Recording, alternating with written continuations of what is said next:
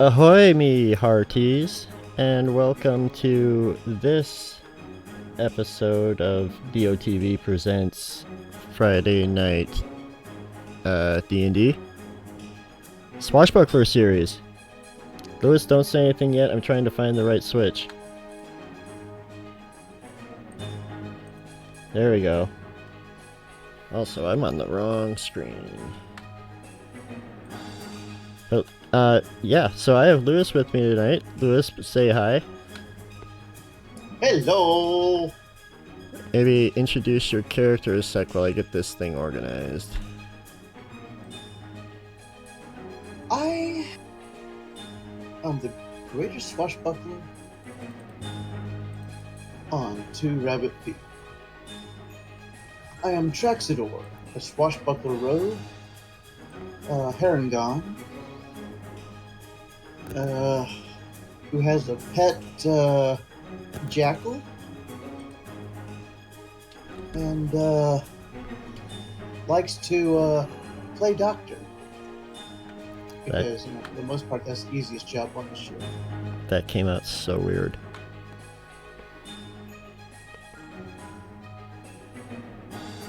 Yes, ahoy!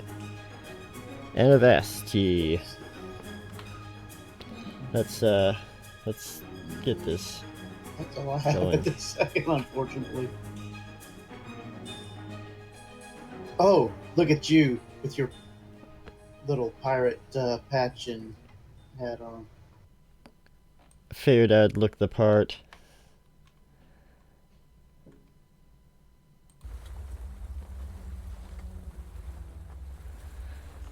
Alright. So actually before we begin, like the last 24 hours has been crazy. I don't know if anybody here has watched the most recent episode of Critical Role, but that was nuts. I had to watch it a second time. That never happens. I've started watching it, and I cannot hear you on my end.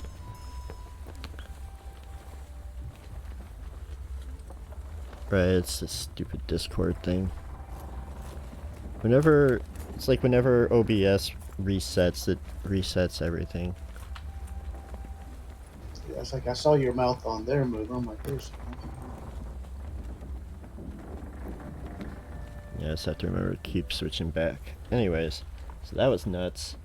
And then last night, also, my buddy streamer friend of mine got soft rated, or quiet rated by a bunch of trolls, who then reported his channel for a bunch of like racist and other shit.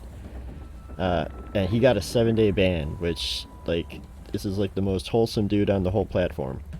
And then they started to raid into his Discord server, and fortunately the moderators cut all that, but, like, yeah, because we were playing Quiplash, and then all of a sudden these people showed up, and then next thing you know, this channel is down. Like, so anybody who does Jackbox games especially have noticed it there. Do be careful with who you let into your streams. Wow. Alright. So, on that note, why don't we get into what's going on here? So, last time we were introduced to Traxidor, the Harangon surgeon. We learned that until very recently he had been working aboard a Navy vessel, but then when it was attacked by Captain Blackmane on the Dirty Delight, he was given a chance to join a new crew, and he decided to. He became a pirate. However, it quickly became apparent that the pirate life was not what he was expecting it to be, at least not under Blackmane. So very recently, a large chunk of the crew got captured in the port of, was it Liberty? I think it's called Liberty, I believe. Yep.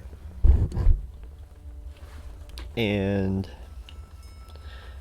the captain decided to turn tail, and the first mate wasn't having any of it because her son was among those captured.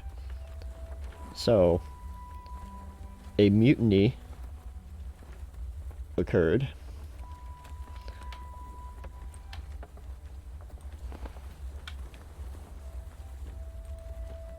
and you guys, took out Black Main.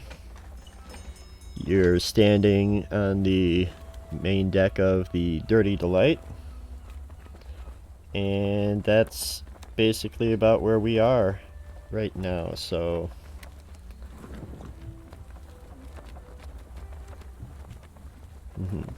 Yeah, so here's Traxador on one ship.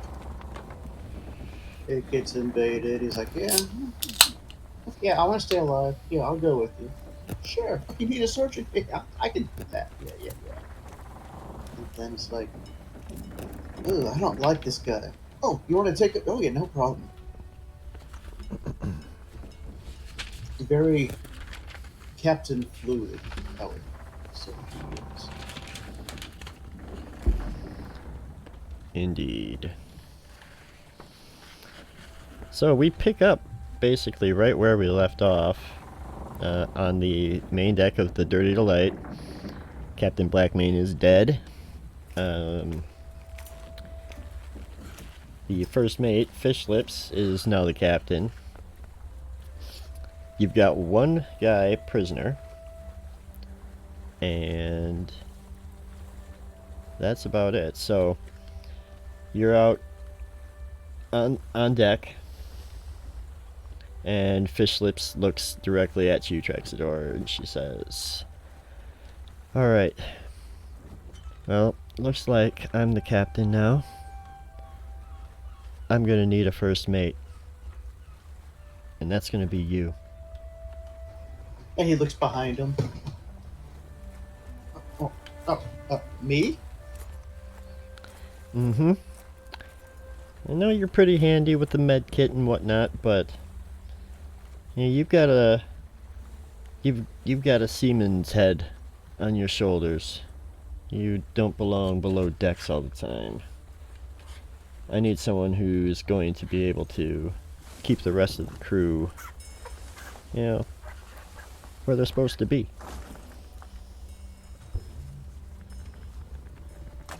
Alright, Captain, I'll do what I can. So things don't go bad for us when we start saying it. Are you Captain Fishlips, or are we gonna have a different captain name for you, man? Nah, they all know me as Fish Lips. That's fine. So, there's no ceremony or anything like that, or pirates.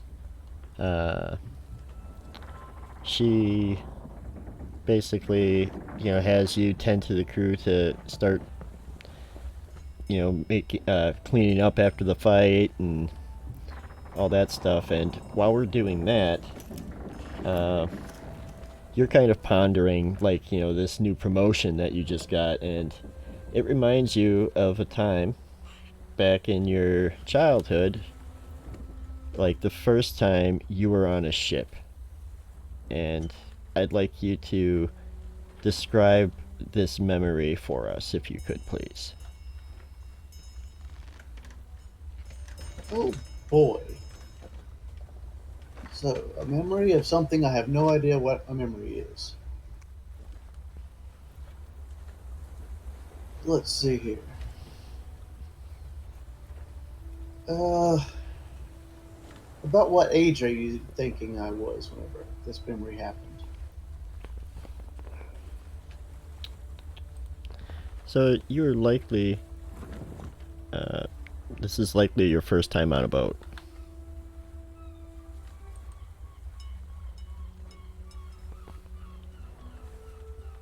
Did you hear that, Lewis? No. Okay, I said it was likely your first time on a boat. Mm, let's see. I would say first time I was on a boat was probably a time that I had actually snuck on board of a Navy vessel, trying to get away from some people that I had pickpocketed, and I hid and became a stowaway on board of a Navy vessel. And I was still young. I was 12, 13 years old. First time even on a ship. And all I was doing was running, trying to get away. So I just went and I hid inside of a crate and uh, woke up to somebody hit me upside the head with the side of a sword. And that ended up being the bosun of the ship. And they were already at sea at the time, so they put me to work basically peeling potatoes and stuff in the galley for that little bit of the trip, and got in a lot of trouble. They found a lot of stuff missing. At first, they didn't know where it was coming from. Then they kind of you know, caught me once, and then found all the stuff. They then decided that they were going to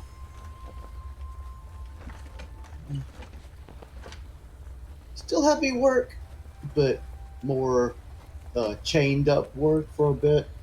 And they ended up teaching me a lot of stuff. And then when we got back to shore, they actually, I got sent to the brig on land, and then they came to me and basically said, hey, you know,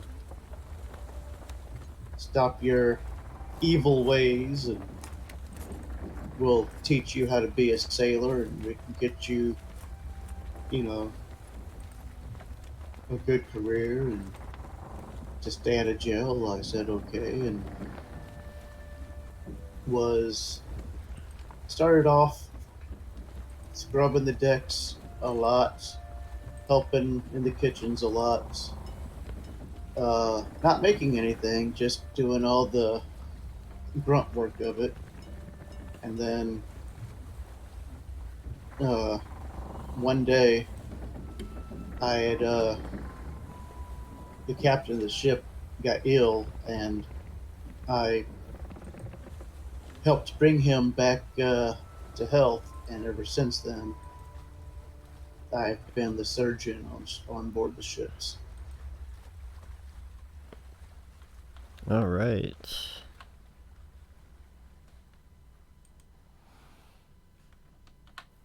Okay, good. Just making sure it's going through. All right, so we come back, and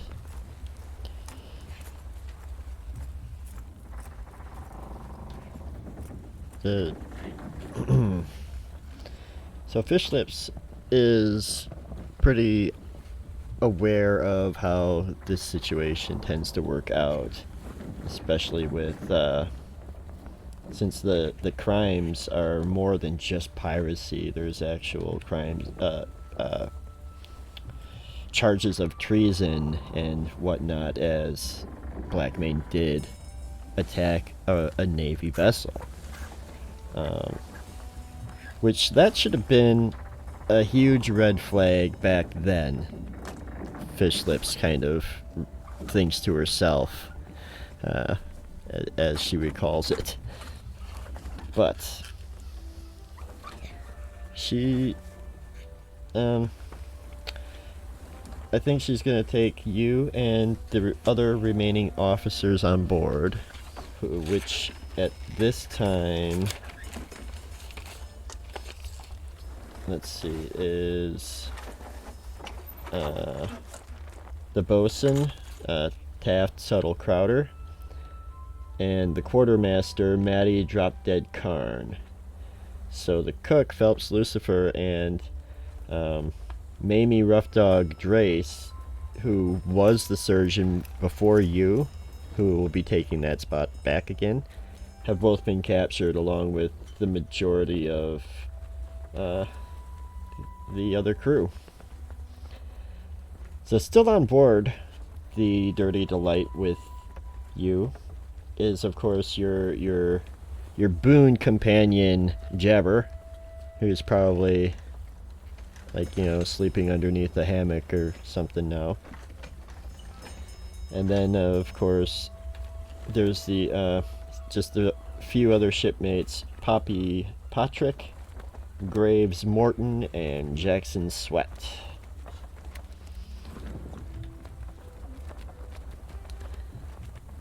So basically, once you get all cleaned up, and you've also got Hunt Darrington, who is currently being used as shark bait. Well, and Fish Lips comes up to you, is like, alright, first mate, so what do we do about him? And she kind of gestures towards Hunt.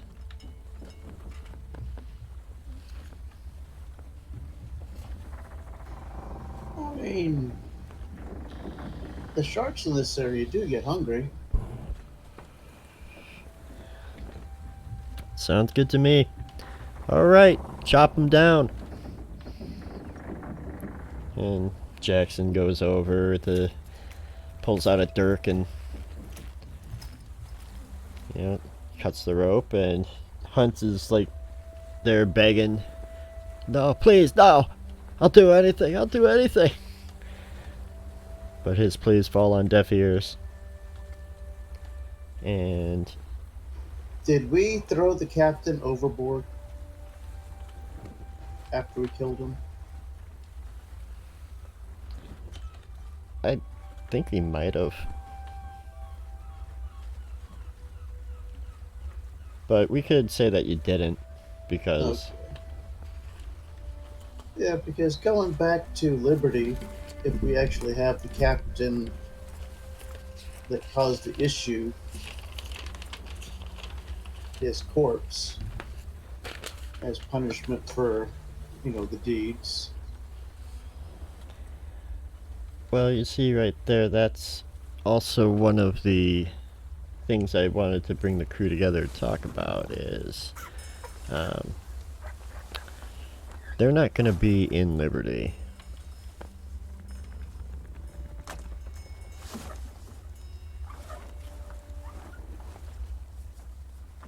Where would they move him to, Cap? So if this was just a piracy thing, they'd get probably thrown into a local brig there, sent home, you know, maybe locked up for about a week or so, slap on the wrist, that sort of thing. But no, they've got charges of treason now, and that's not good. So that's going to end up going to trial back in Arula. However, they won't be extradited there just yet. They're going to be shipped off first to, and I'll ping on the map here, because I can totally see it really well.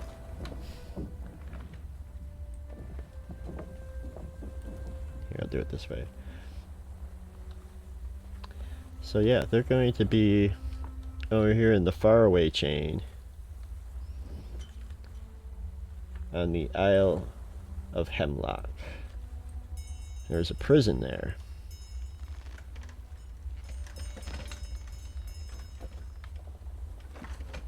A rather secure prison.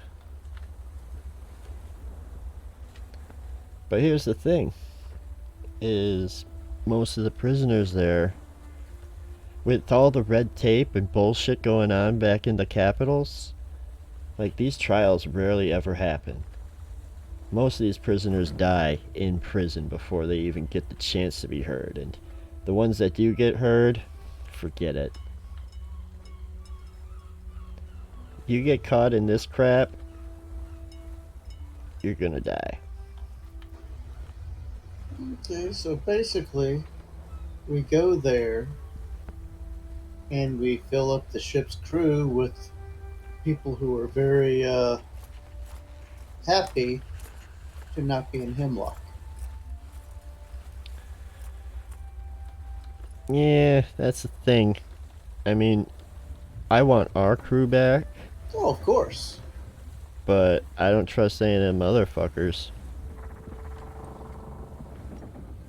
Okay, so we're only going to go for our people. That's fine. I mean, if we want to release others as part of a distraction or something, see, that's why we're here. That's why we're talking right now, because we need to plan this out. We got, like, this ship itself has a giant, like, target painted right on her hull.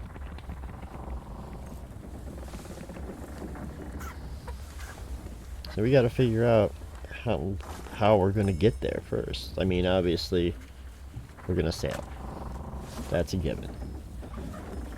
But I don't know. We could try renting a ship. We could try stealing a different ship. Hell, we could even try booking passage from another nearby port. But we just have to be careful about what we do with this thing.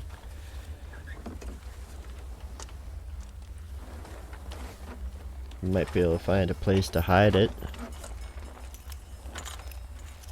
You have any ideas here? What we should do is, because, like I said, we can't, down here in the Pirate Isles, I don't think they officially call it that, but a lot of people call them that.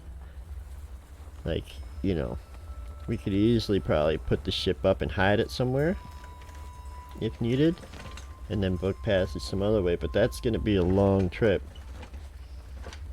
Otherwise, we could try, just sailing in that direction. Go around Liberty, go maybe way around Liberty. There, if I remember correctly, and it's going to take some very steady maneuvering, but north of Tempest, there was a cove that if you sail it at the right time of day, you can make it into this cove and out of sight. But one is going to take very good sailing, if it's even there. I've just heard about it. And then we'd have to hoof it from there to Tempest or wherever to get another ship. Okay. I like the sound of that so far. I think we got some connections. I have some connections in Tempest. And then they could get us over to Sandport relatively easily, I think.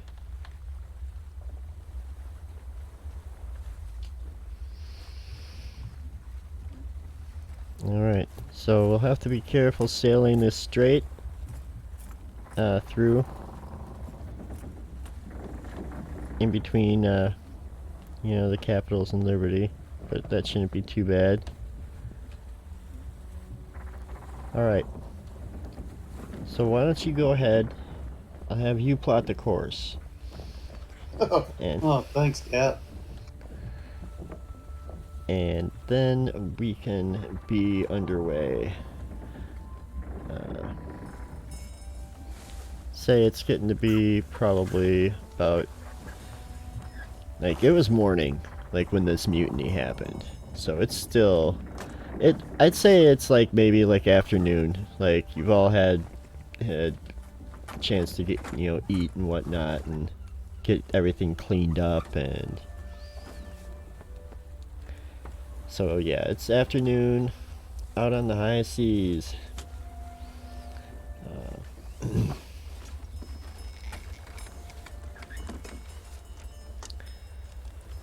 And let's, oh shoot, the wrong one. I need to kind of figure out about how long of a journey this is.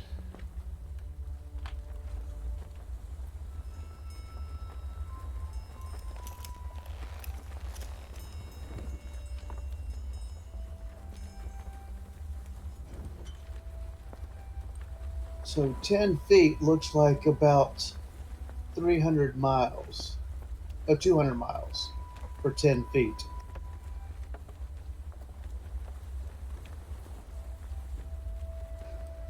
Because Yeah, the zero starts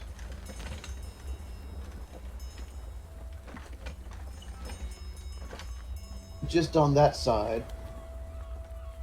So really, I guess about what 225 miles for the 10-foot squares.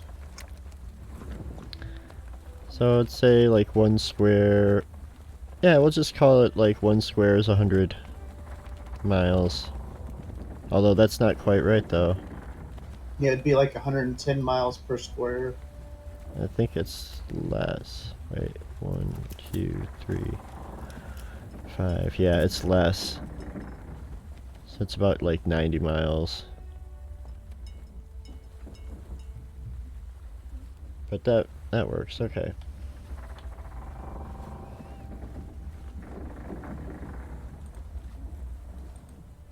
Oh yeah. So right now, I'll have to check on the ship speed and whatnot real quick.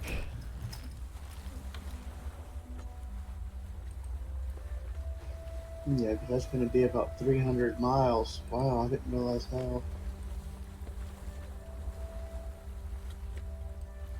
Yeah, it'll take Oh a no, minute. that's well, yeah, about to where we're going to need to be is about a little over 300 miles. 350 miles. That's crazy.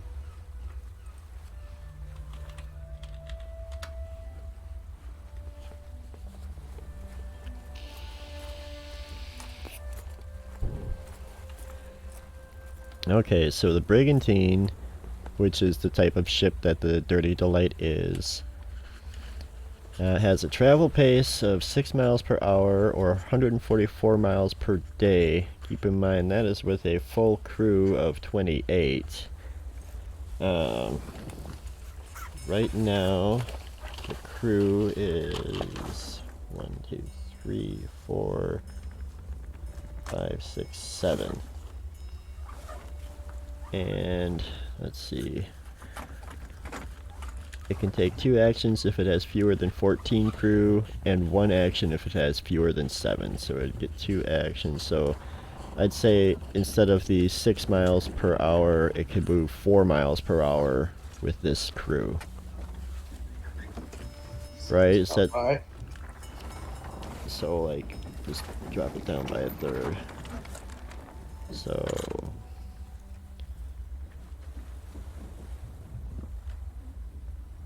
6 times.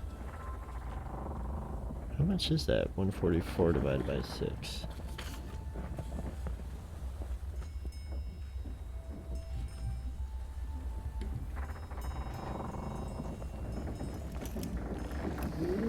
Okay.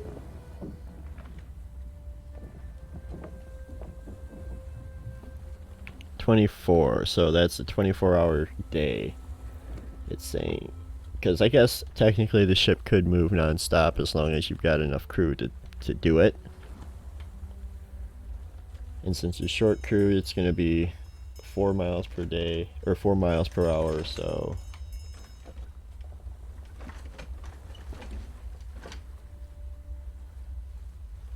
Look at that. You can go 96 miles in one day. 1 24-hour period, I should say. In one 24-hour period, we basically get us one 10-foot square. No. It would get Sorry, you. one 5-foot square. Sorry, is what I meant. Yeah.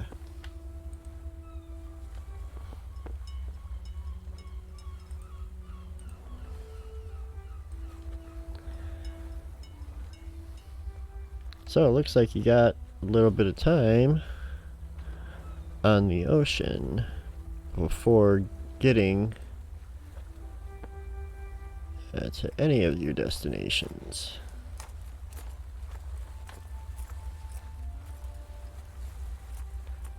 And you wouldn't be too far out away from Liberty at this point. I'd say you'd probably be maybe like around the E, maybe just under the E area. Or, well, no, because it would have been 24 hours now since you left, so you probably are a bit further out. You're probably just like northwest of the L. So we'll go with that. That's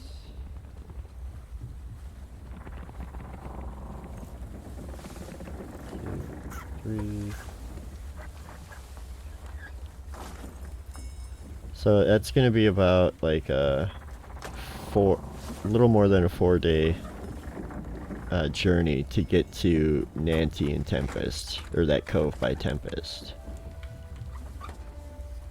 So I want to get on the WWC, the Worldwide Coral, and find out how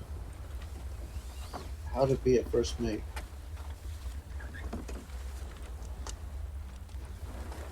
I know there's not a worldwide coral.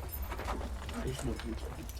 So to be a first mate, it basically means like you're second in command. Basically, Which means I have to know how to do everything on the ship. but Really.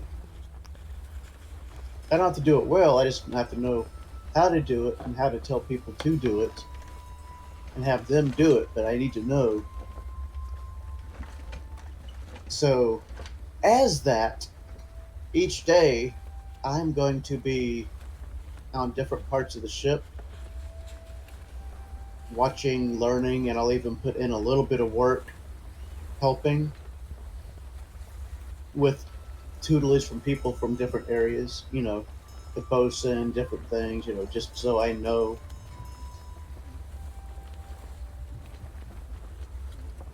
what to do in the future. So each day I'll be working with different areas.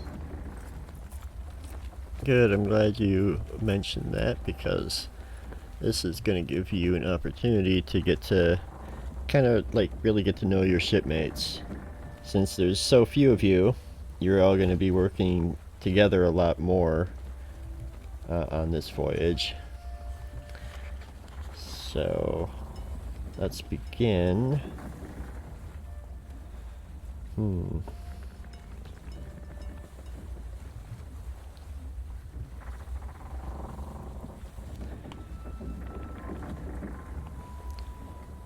I'd say give me a roll a d5.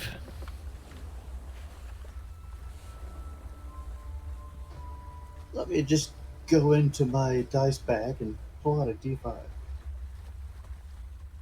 I know you can do it. I have faith in you.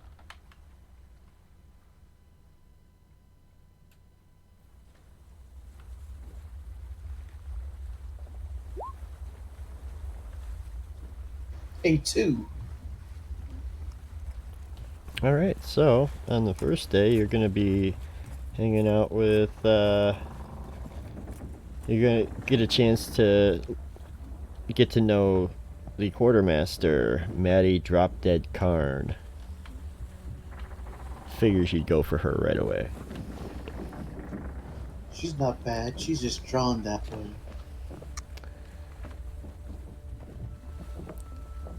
Alright, so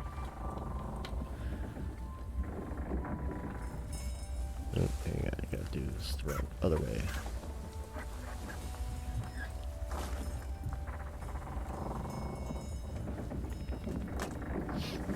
Alright. So, she is below deck. I can't think of what that area of the ship is. Oh, wait.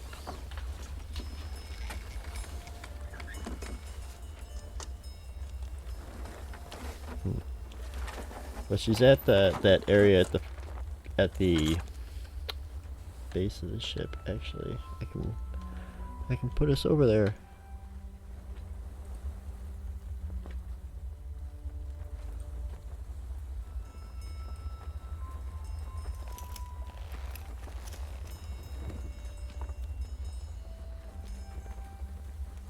Alright. So, yep, we would be down in this area.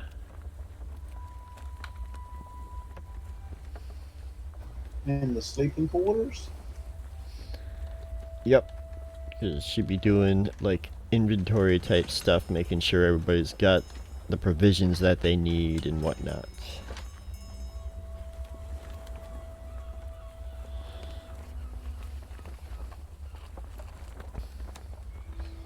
So why don't you go ahead and make a perception check.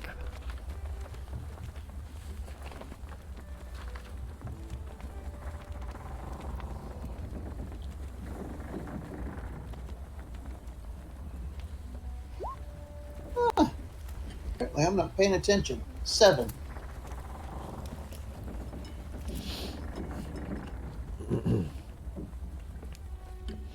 The curves are a little distracting.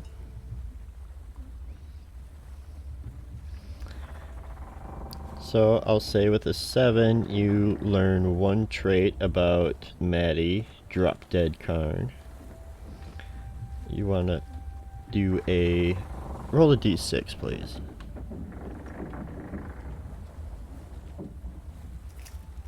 Six.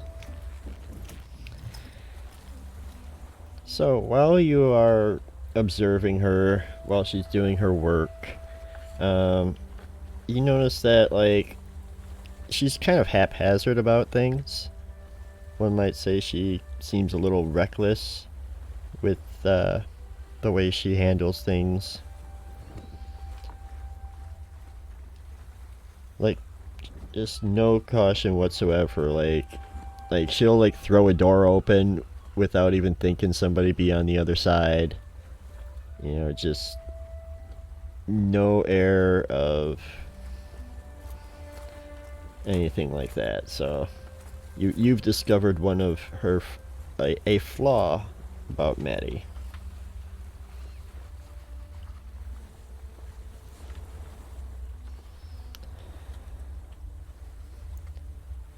And then also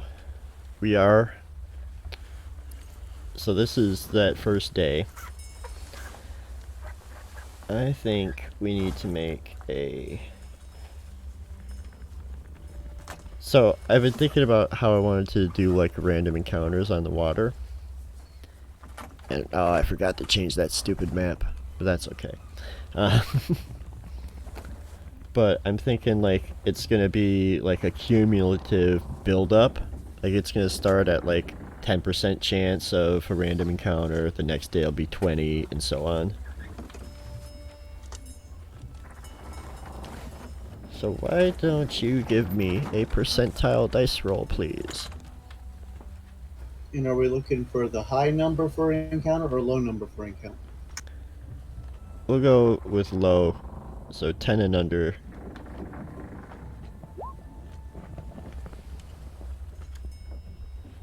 Alright, so this first day of smooth sailing, you travel about 96 miles, or roughly 1 square on the map. And now we'll go on to day 2. So with day 2 we've got... Wanna give me a D4, please? 4. Alright, you're going to be up on deck, observing Jackson sweat while he is repairing some torn sails.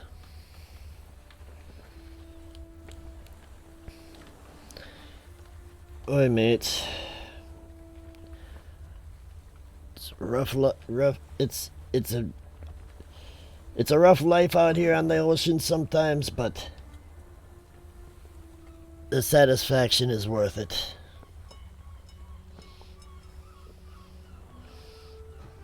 I like the peacefulness of the seas. Of course, every lady has her temper, but for the most part, I like the peace of the sea. Aye, lad.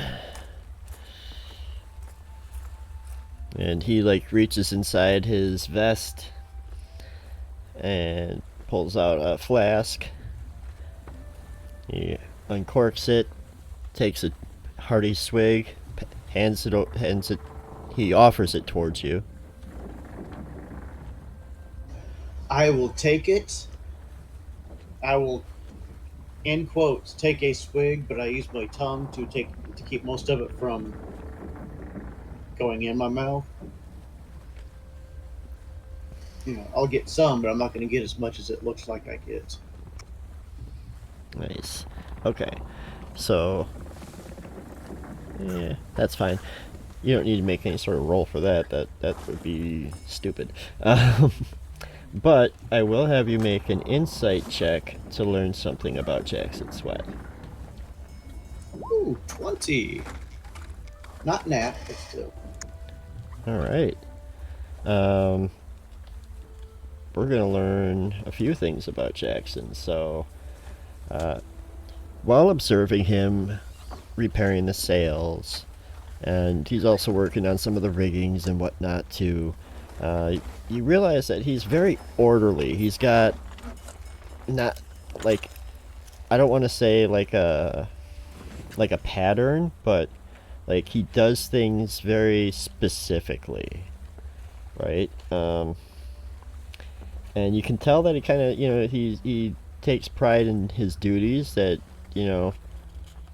if he's supposed to do a job, he's going to get it done. He's a very responsible type. But even though, you just had that nice chat about life on the sea, you realize that he's also a bit of a pessimist at heart.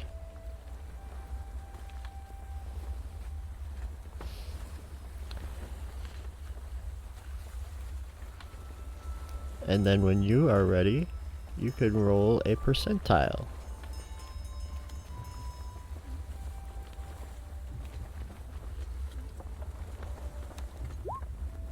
$67. Alright, and that was at 20% for people keeping track at home.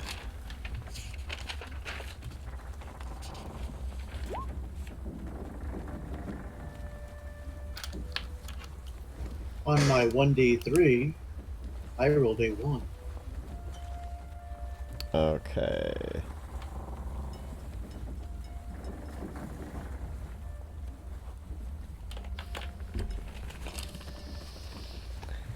So, on this day, and this is the third day of your trek, you're going to be hanging out with the bosun, Taft Subtle Crowder. And you're hoping to find out how he got that nickname. You know how Maddie got dropped dead. She's fucking gorgeous. You're still not quite sure how the captain got fish lips, and you're also unsure if you want to know. But today we're hanging out with Taft, so let's go!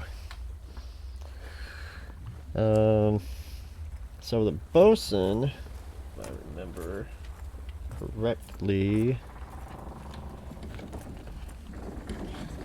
and I don't, I forgot what I have it written down.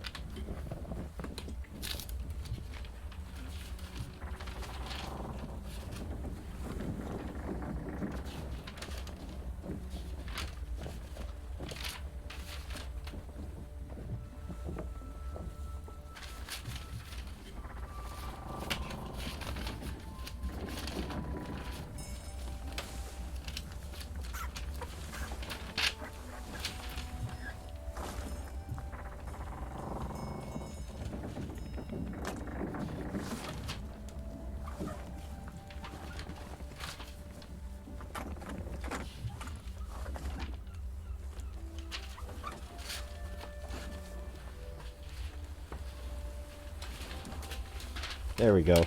Found it. No, I did not. Alright, that's fine. I'll just look in the book. They're the deck boss and qualified.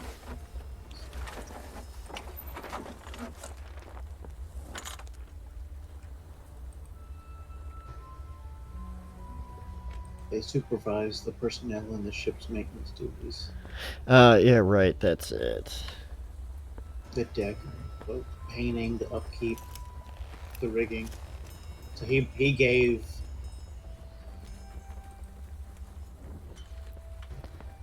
Jackson the order of what to do, and Jackson was doing it. Right, exactly. That is exactly what I said.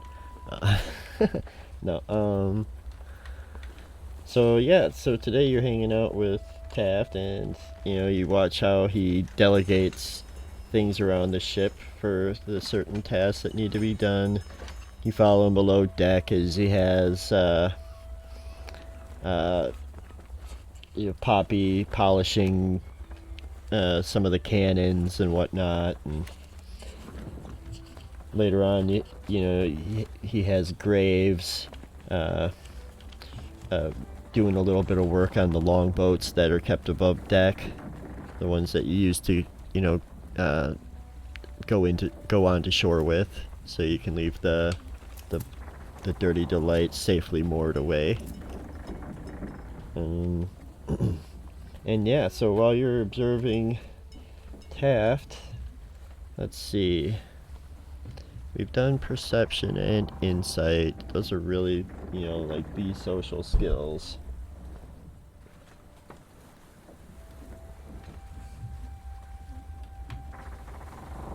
I'd say try another perception check. 11. Unless it has to do with hearing, and then it's an 18. Well, not quite, but let's say with 11 you get to learn 2 things. So roll a d6, please. 4. Okay. So while you're like watching him and everything, it doesn't really translate over the course of your observations, but you're chatting with him and stuff throughout the day, and so like you hear some of his tales and stories from before he was on board the Dirty Delight, and you learn that he's brave when he needs to be, but also while following him around, he's kind of slow, like just very slow moving man. He doesn't really have much gumption to do anything. He's kind of lazy like that, I guess.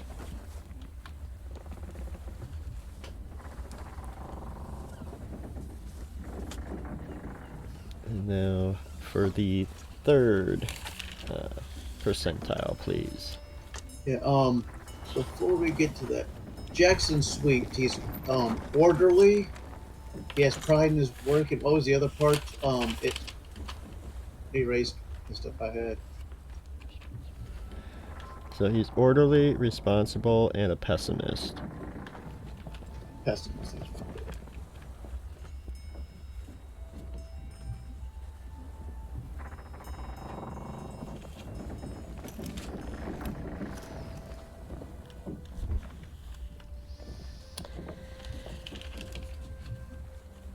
Ooh. Trouble the seas. There we go. Let's see what kind of fun things are going to happen here. So, with a seafaring campaign, especially being out on the ocean, an encounter can be any number of things. It doesn't necessarily have to involve another creature. It could be just an effect. It could be, well, a creature. It could be weather. It could be, A leaking ship.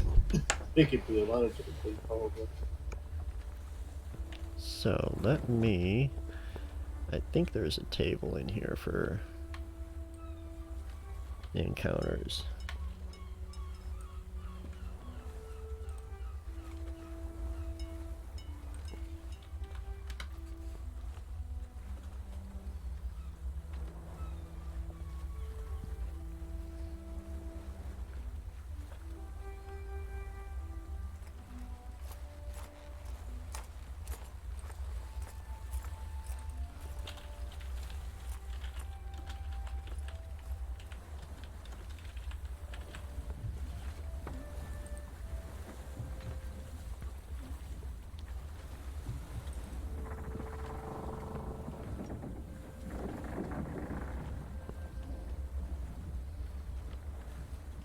Alrighty.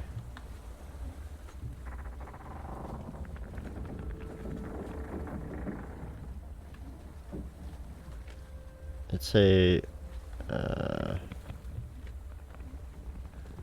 roll 3d6. I wish I had a 3d6. A 1, and a 5 for a total of 7. Alright, now do that 5 more times. No, I'm just kidding. Yes, I died. That's my first stat. In order, so my strength is 7.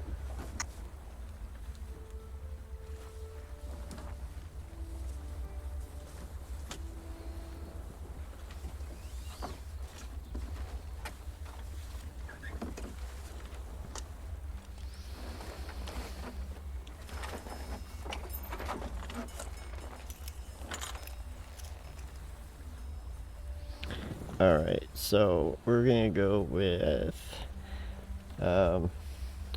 as the day draws like closer to an end, like you've been watching storm clouds on the horizon most of the day, and they have finally taken not taken over, but they are upon you, making navigation a little difficult. So we're going to have to do some checks to navigate through the storm. And let's see how long this storm is going to last. So I will roll a 1d10 for that. Oh, 1. 2-hour storm. So we're going to need 2 checks of some sort for this to successfully navigate and not get blown off course. A 2-hour storm. I can't even be mad about that.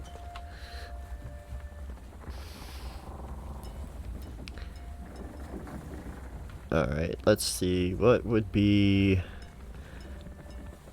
survival, probably. With a herring gone and fish lips. And then...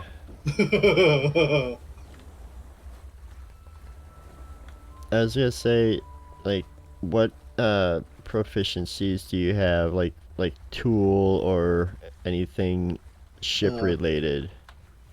Water vehicles, herbalism kit, and thieves' tools is all my tools. So you would get to add proficiency for water vehicles.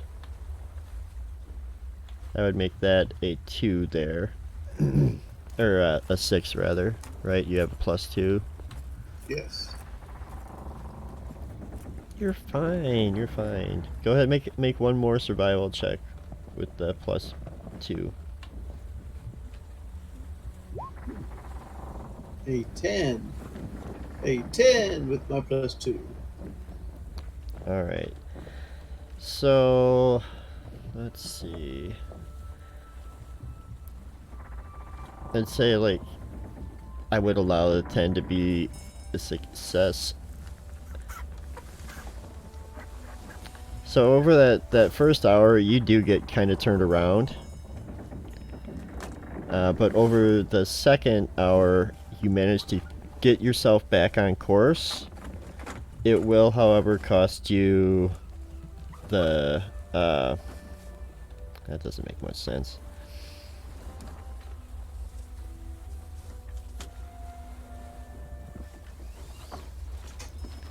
I mean, any delay... No delays are good, but... Yeah. Like, does that wouldn't blow you?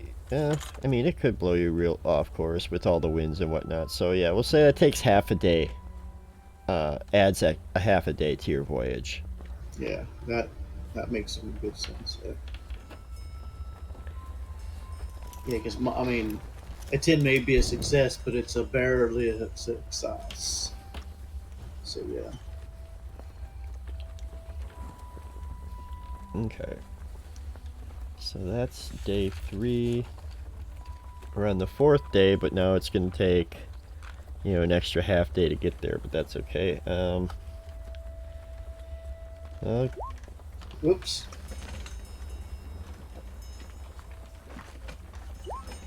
A 1 out of the D2. Okay. So that's Poppy. You're going to be observing Poppy today. And right now she's kind of doubling for Phelps, the ship cook. So she's down in the galley. And, you know, this also gives you a chance to kind of figure out, like, you know, what sort of things need to happen here in the kitchen. Like, you know, this might be the lowest ranking officer on the ship, but there's still a lot of responsibility here. Oh yeah. And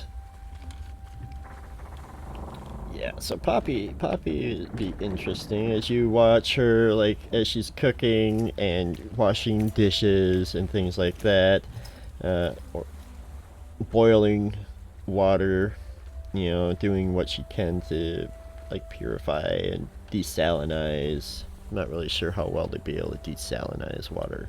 Probably not very well. But why don't we go ahead, and since we did perception on the last one, we'll do we'll do insight on Poppy. Ooh, nat 20. We're at 21. So you learn that Poppy is, like, as you're watching her pass out bowls of stew or whatnot to the crewmates, she takes a moment, like, with each one to kind of talk to them, be like, "How you doing today? Yeah, what's going on? What's that? Did you get that thing figured out?" And you could tell that she's a real sympathetic person.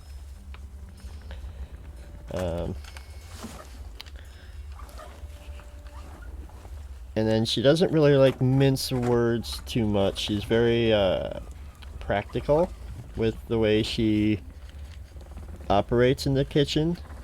It's, again, not like clockwork, not like not even like, you know, Taft. Was that Taft? Sweet. No, yeah, Jackson Sweat. Not like Jackson, who is, like, you know, very orderly and responsible. But she's just, like, her moves are decisive. Also, you notice that she's a little immodest. So, like, you know, working in a kitchen on a ship, even with basically a skeleton crew, she's still running around like crazy. I mean, like, at one point, like, her tit is out, just straight out. She don't give a fuck. She's just trying to get shit done, and there's too much other shit going on, and, like, it just happened to fall out. She don't care. She'll eventually take care of it, but otherwise, like, this woman has no modesty.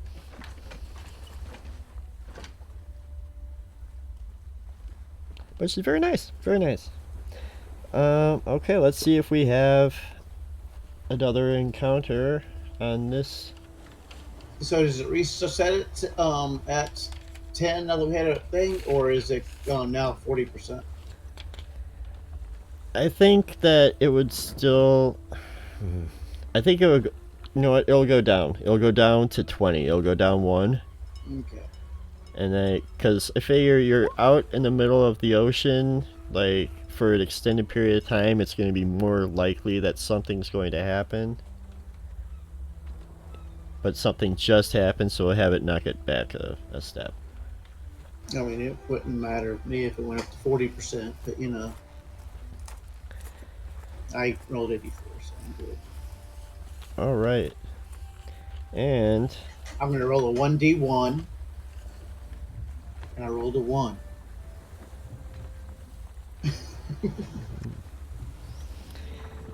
so that just leaves the last remaining, like, shipmate that isn't the captain or you, Graves Morton. And what is Graves going to be up to this fine day? I think,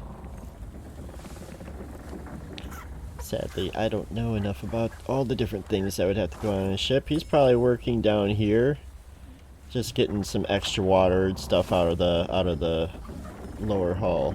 So he's down on the lowest level of the ship, and he's taking water out, so going up through the hatches and whatnot. Here, I'll bring that up a little bit so you can see it better. So yeah, it'd be down there. You'd be down there. And you just kind of watch how he's going, and we'll do for the last one another perception check. 23. All right. Almost another nat 20 if I'm going to have it. So, this guy is so weird. So, like, he kind of, like, keeps to himself a lot. Tends to, you noticed over the past few days, even though you weren't directly, like, watching him, but you noticed that he kind of just keeps to himself and doesn't really, like, take credit for anything. He's a very humble man. But you know too that, like, he's also very curious. Like, so you'd be having a conversation with Captain Fishlips, and you would, like, kind of turn your head and just see him quick duck behind a corner. So it's like he's always trying to figure out, see what's going on. Curious or Snoopy? So I think after hanging out with him, you think that it's more of a curiosity than being a snoop. Like, you just so happen to be talking with the captain. It could have been anybody that you were talking to, or anybody else talking to her. Just trying to keep up with the goings on the ship.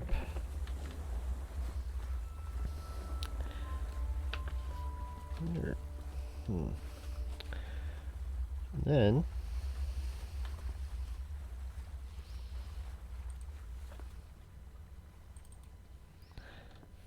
figure out why Nightbot isn't posting.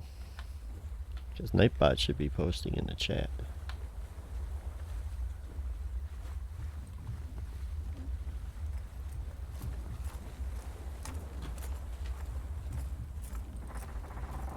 Okay. Oh, you know what? It's probably because the chat's so quiet.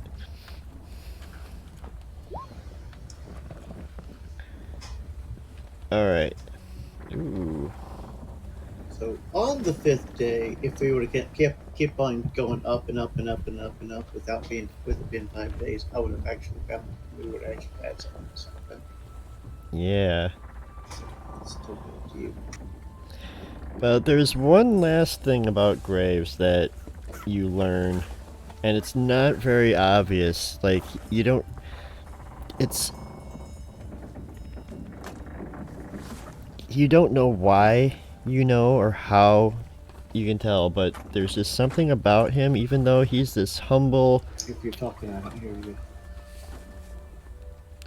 Sorry, this stupid Discord OBS thing being stupid. So yeah, there's one last thing about graves that you just know because you know. Like, there's something you're not sure why you know, but you know something with this humble, curious man. He's kind of a monster. Like, he's very like overbearing, like monsters. Like there was a rat that ran across the deck, and like he just like hurled a dagger at it with intensity and fury. Like, this guy is a monster, but he's otherwise humble and curious. It's a very, very strange combination. Now he's curious what it would look like on the inside of the cat's body was on the daggers.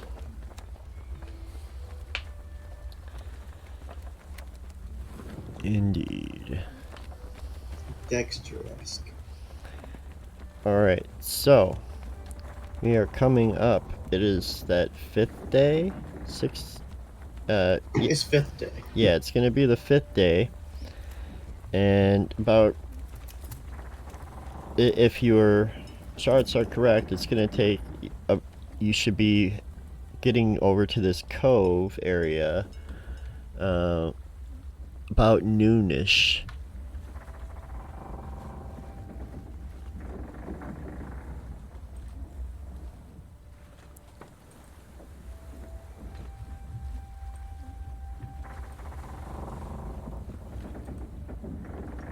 So let's switch that map back.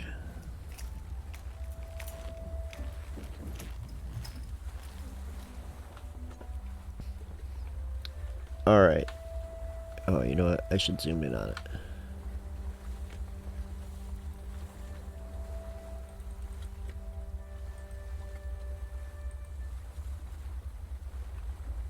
Do we want to go ahead and take a quick break too before we get going further?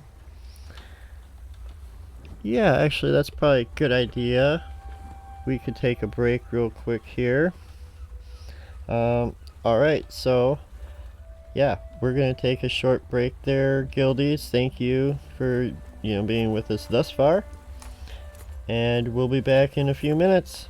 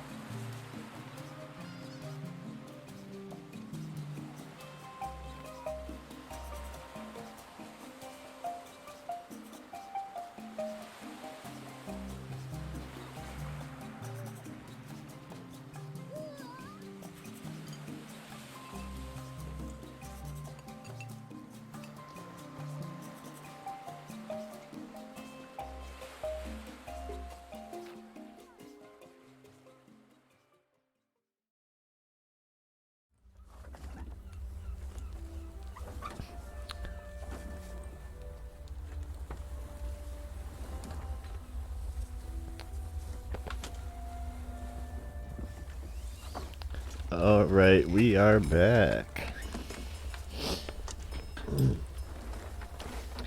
Alright, so we just finished a 4.5 day journey from somewhere just a bit northwest of Liberty. Hang on, I can ping it. I can ping thing. Oh, there. Never mind. Lewis beat me to it. So that's about where we started, where we picked up this morning. And I dropped the ship here, but if you could, I can't shrink it. If you could shrink it a little bit, we could actually use that to show our voyage, our travels. Okay, one sec.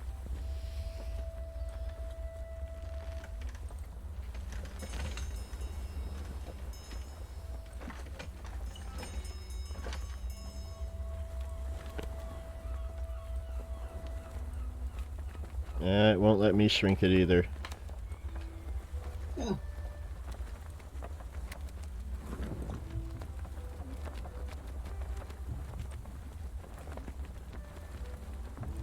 Maybe straight you can shrink it.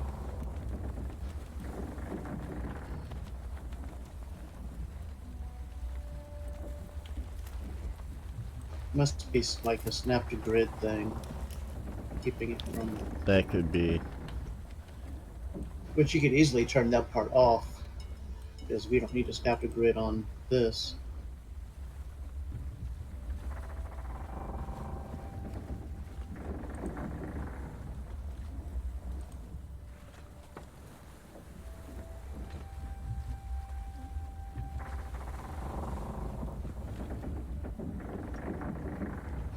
On up to where it says grid on, up top. Oh, okay. Well, that's gonna make it harder to navigate. Oh, they don't have a grid on it normally, huh? No, Yeah. that's fine. We're fine. We can measure. We have tools. Will it let you shrink it now?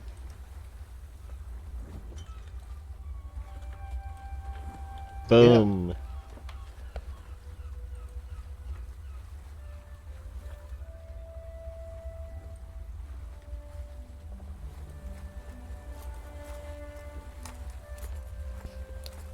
Okay, so that is about where we are.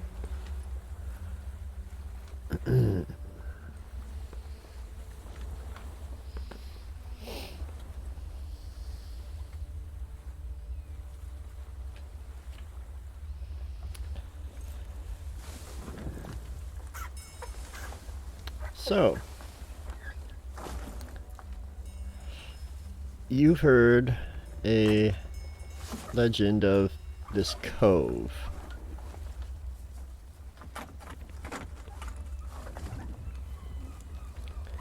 Is that like in your backstory, or did you just like bullshit me? I came up with it off the top of my head. So. Perfect. So yeah, viewers, it's a reality, or at least this legend is. We'll have to see and check its validity. I should really have a character sheet open just so I can like, you know. I'll open up Jimothy.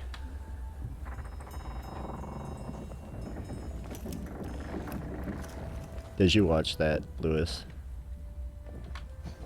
I've started. I guess Pinocchio is what you're talking about. No, the executioner's daughter. Oh, not yet. No. Yeah, I started out by making up a character that I named Jim, and then Kat, who sadly is not in the chat tonight, told me that Jim was short for Jimothy, and I'm like, fuck yeah, it is.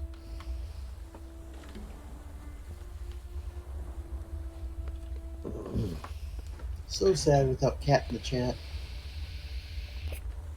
And you're even wearing a hat. I know, right? No cat in the chat with my hat. No Scarlet. Why do they both have two T's? Perhaps we'll never know.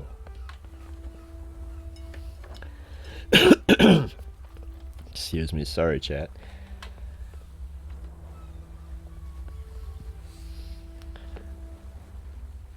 So, right, I was bringing up a character sheet to look at, so I could determine just what abilities we want to use to find this cove and, you know, determine if this is even the right time of day. That's right.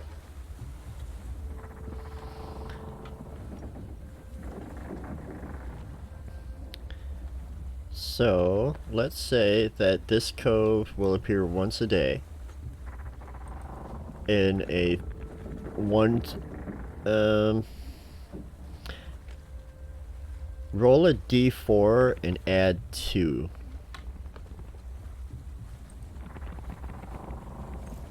4. So it lasts a 4-hour window.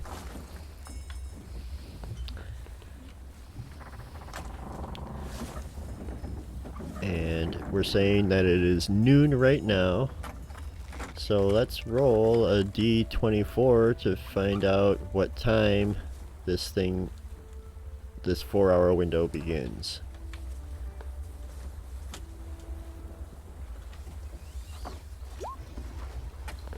It begins at 5 o'clock. Perfect. 1700 hours. Good, that's perfect. You, of course, don't know that, but you get to the area where... Actually, let's do another navigation check. This time, no disadvantage or anything. But actually, I will give you advantage because you'll be having, you know, the help of the crew as well. And don't forget... So I wish we could have the crew who actually roll this thing, our actual navigator, instead of making me by crappy survival that we didn't even do. An 8! With advantage, I got an 8. Plus 2 from proficiency with water vehicles. That's true. Yes, so a 10.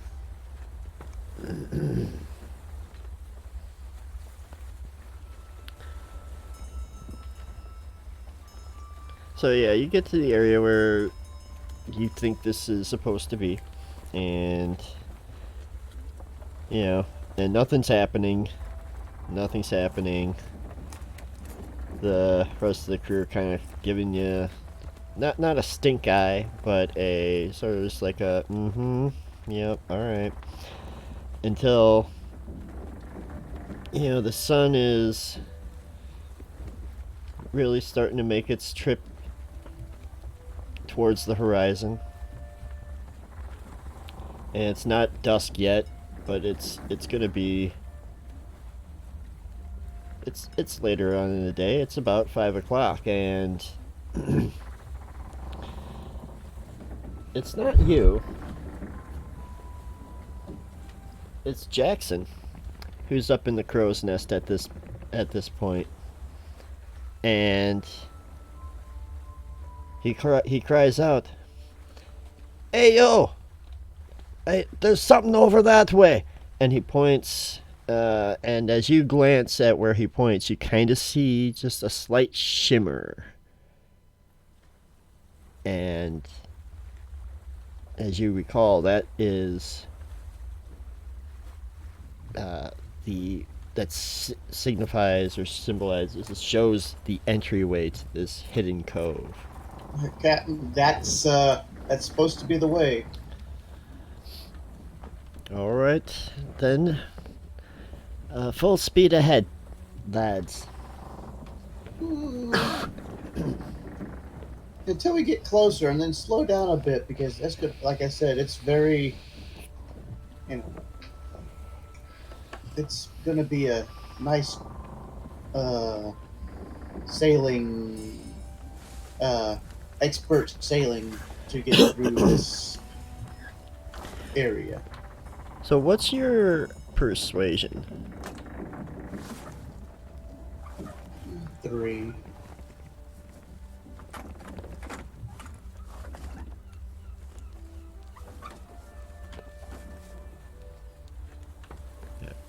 just bring it up quick.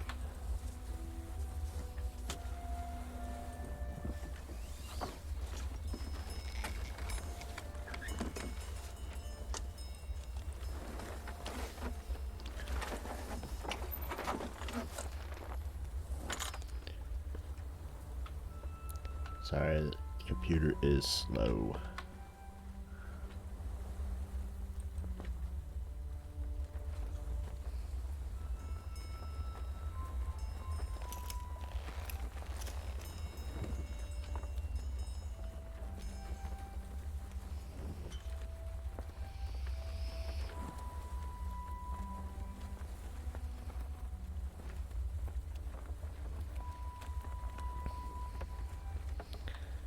Well, yeah, we'll just go with persuasion. But because it is, it's water vehicle related, we can add your proficiency bonus. All right, I am persuading with a 7 with my bonus added. And an advantage, so we'll go with 13.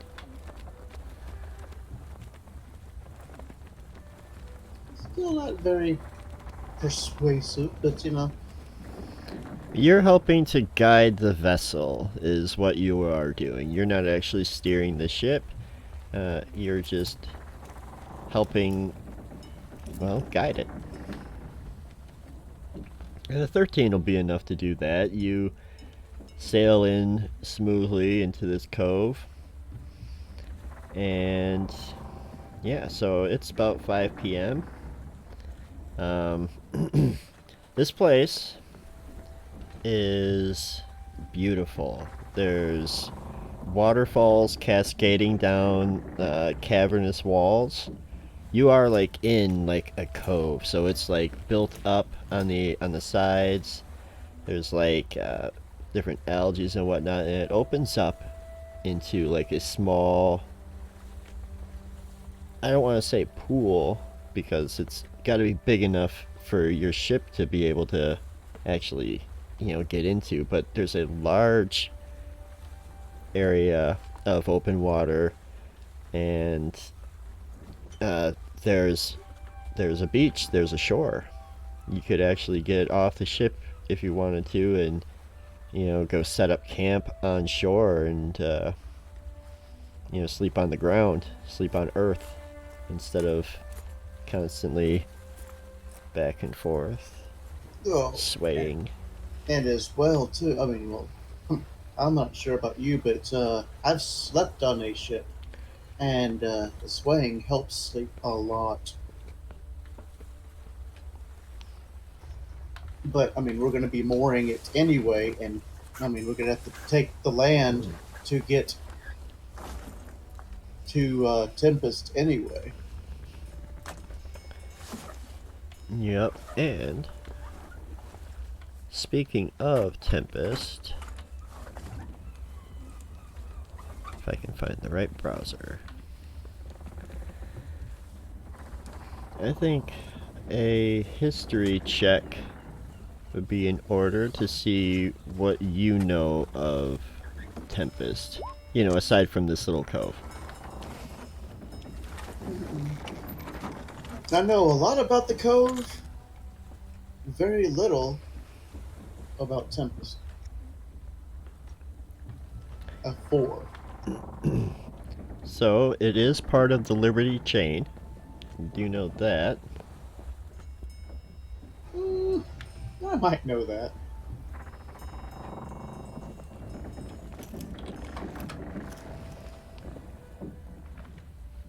Yeah, you don't really know too much about this area. Captain's the one who said she knows somebody, so hopefully.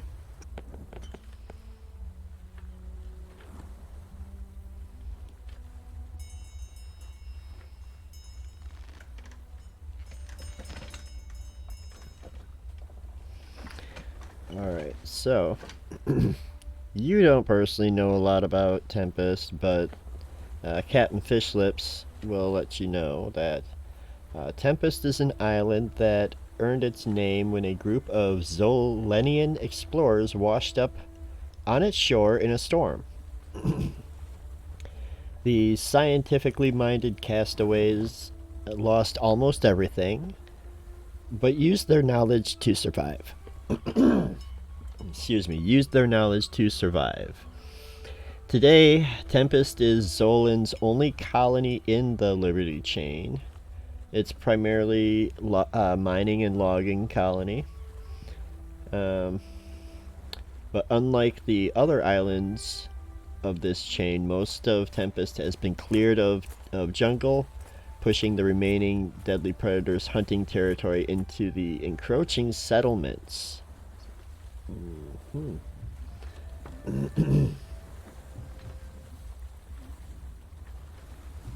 And that's all that she really knows about it.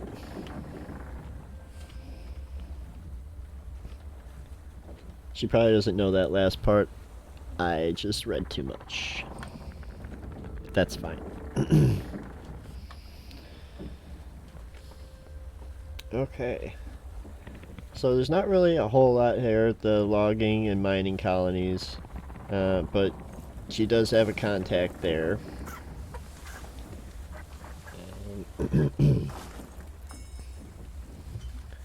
And after, not too long, she does manage to secure passage for, let's see. Actually, before we do that, did you want to do anything with the camp?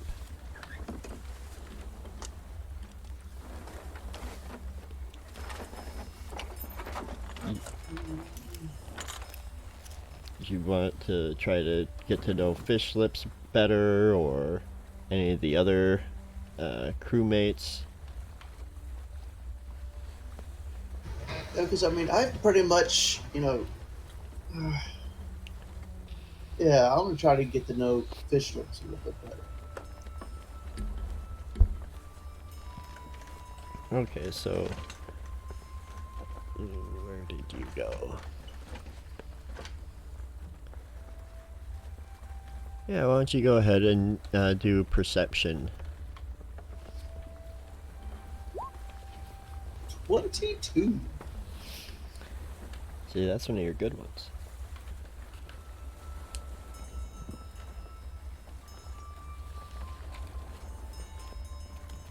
So, and you've probably picked up on this, just like over the first 3 weeks of knowing her as when she was first mate, and especially over the last 5 days, with her as captain. 4 days, 5 days, yeah. And you learned that she's a good listener. She's a very decisive individual, but she can be a bit selfish at times.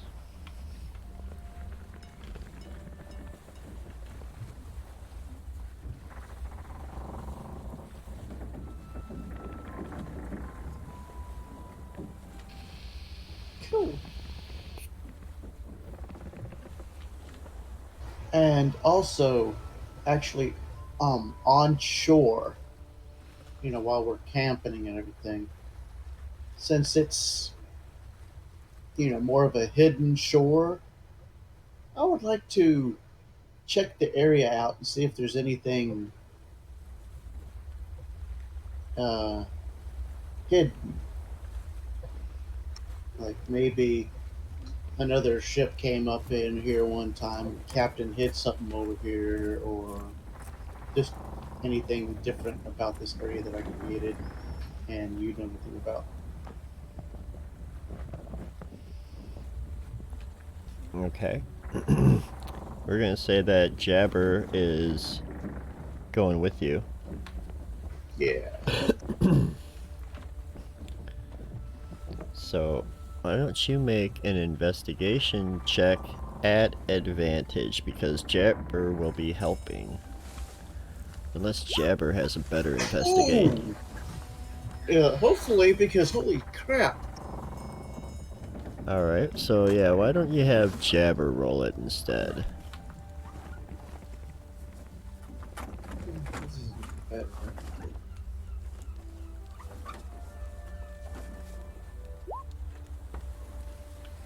Well, with the advantage, you still get a 15. I still know absolutely nothing, no matter how it's rolled. Jabber, find something.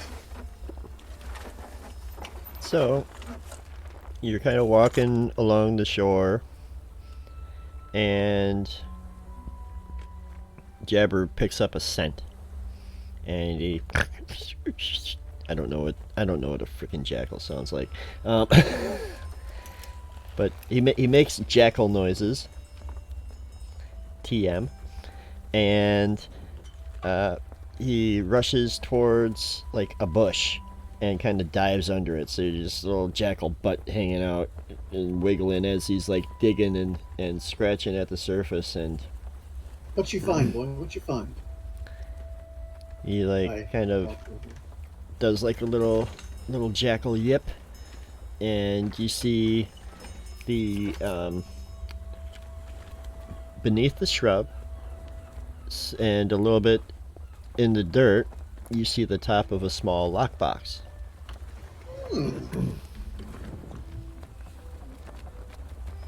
Let me help you out with that, Sad. Can I help uncover it and bring it out? I would like to check it for traps before I open it. You may. Would that be a perception or an investigation for you?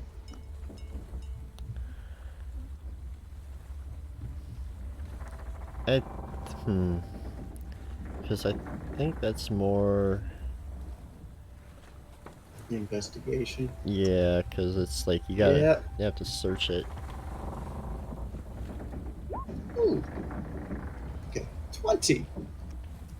It is indeed trapped. Yeah, alrighty. So I think thieves' tools, sleight of hand. Get these tools. Yeah. Yeah, thieves' tools to disarm the trap. Uh-huh. With the Jabber's yipping and using the help action.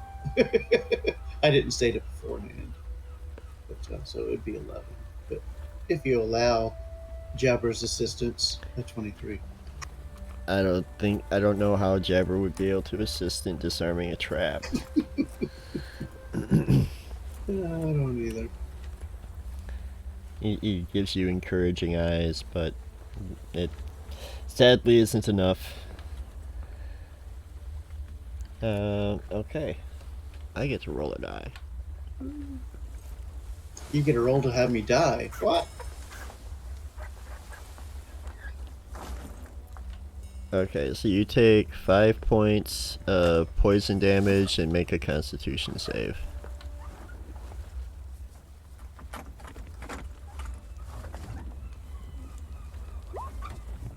14.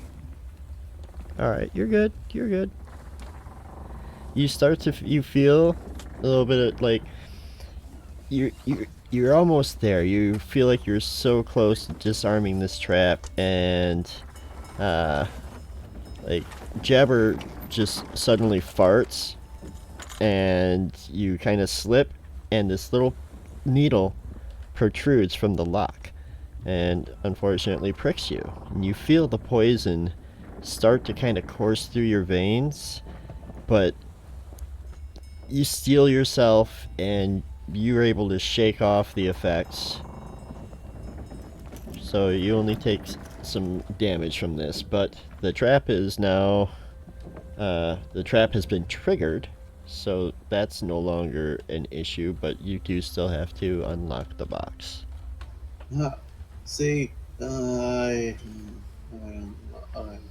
got that trap. Found it.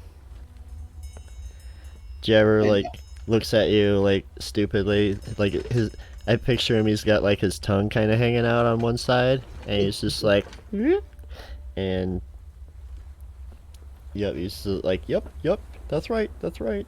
That's what he would say if he could talk. Now I'm going to unlock it. Jesus.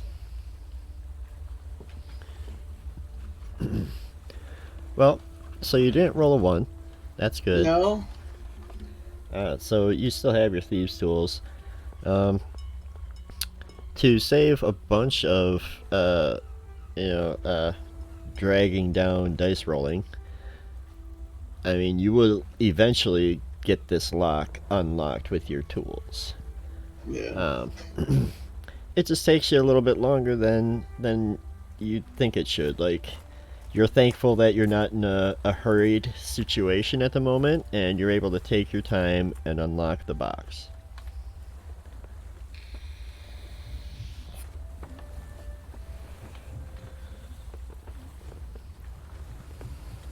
And inside the box is a tiny little ship that when you put in the water, it grows into a full-size ship.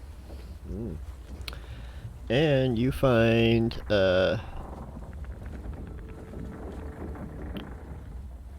I was going to say 200 gold pieces, but that wouldn't conceivably fit in a lockbox, so you find instead 20 platinum pieces. Or you could say a couple of gems, but yeah.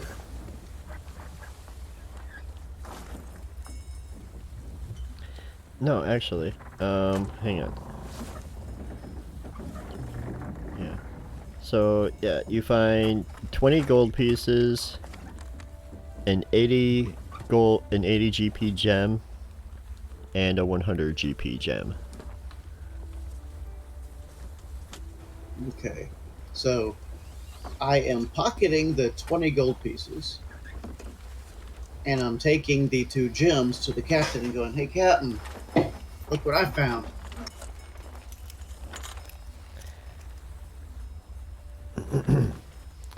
Nice. So she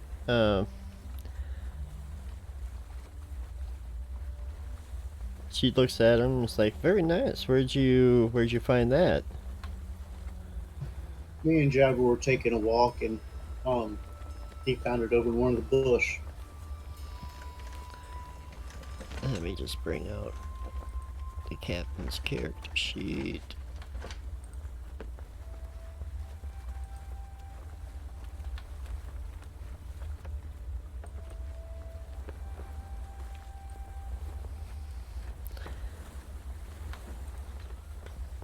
So, you're not lying, but you know, you're didn't tell her about the gold. So I will just have her do it insight. Would you like me to roll a deception Sure. versus her insight? Yeah. My deception is a nat 20, 25. Alright, and she's good with that. She's like, "Oh, very nice. Thanks for bringing this to me right away." Of course. What we find, is, yours to divvy out as you see fit. She hands you the 80 gold gem. It's like, here you go, Doc, you keep that. Yeah. Thank you, Captain.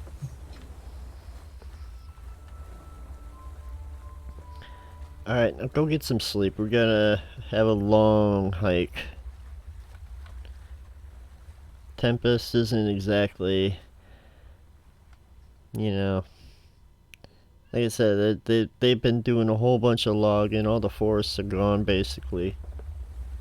And that's where we're going to, is a little logging village. We got a friend over there.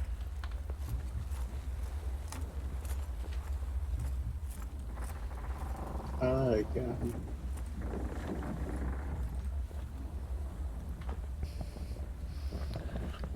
And we're not going to roll for an encounter here. This is a peel the curtain back, a safe space.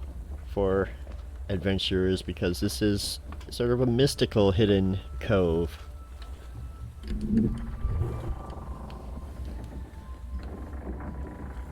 But you do have to determine who's going to stay behind with the ship and who's going to go.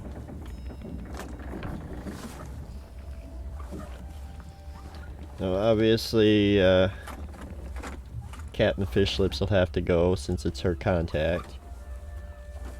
And she'll be bringing you along, of course. That's going to leave Taft in charge of the ship. Probably leave Maddie behind as well. And so you could take one other crew member with you, and everyone else will stay with the ship.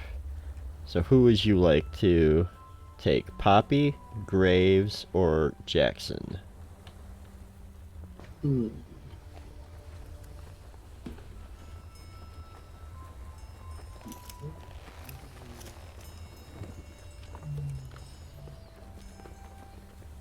See, I think because this is going to be, who's going with us to the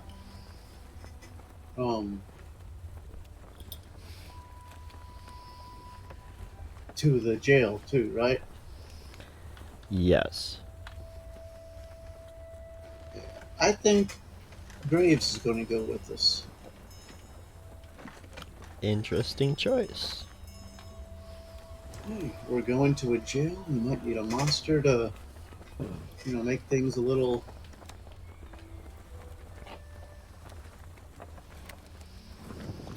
monstery.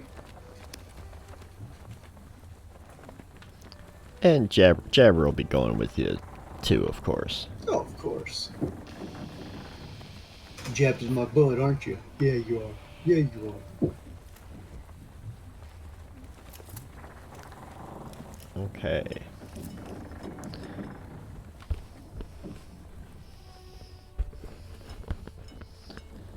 So, I mean, she knows the way.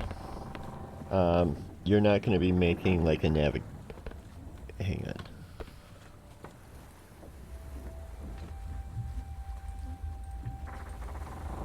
Okay. So she knows the way. You're not going to be navigating, but you will have to make survival rolls for the walk. And let's see, according to our map, let's try and see about how 2Ts.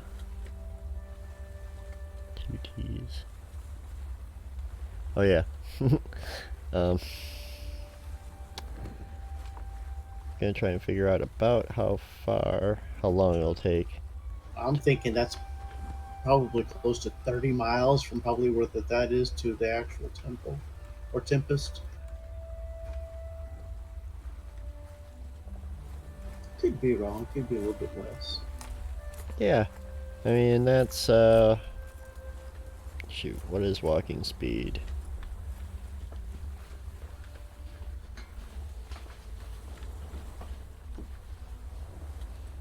I believe you could normally do like 18 miles to the day, I believe.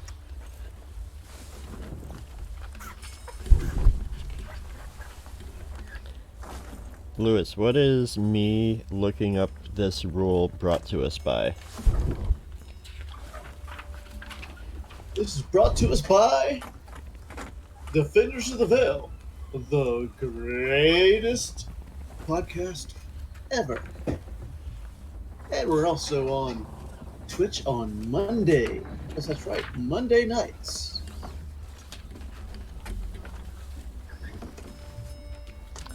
Okay, thank you. So, travel pace normally per day is about 24 miles at a normal pace. At a slow pace, it's 18 miles. And if you go at a fast pace, you can make 30 miles in a day. And I believe that's 8 hours of travel. Wait. Or is that something? you know what? That's a vehicle speed. So okay. Oh, no, you know what? That still checks out because it's 300 feet per minute, and a minute is 10 rounds, and that would be like 30 feet around.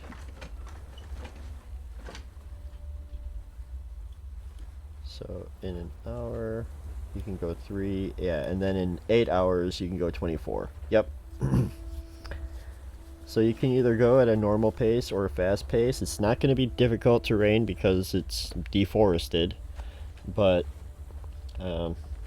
if you go at a fast pace, you will take a penalty to your passive wisdom perception scores.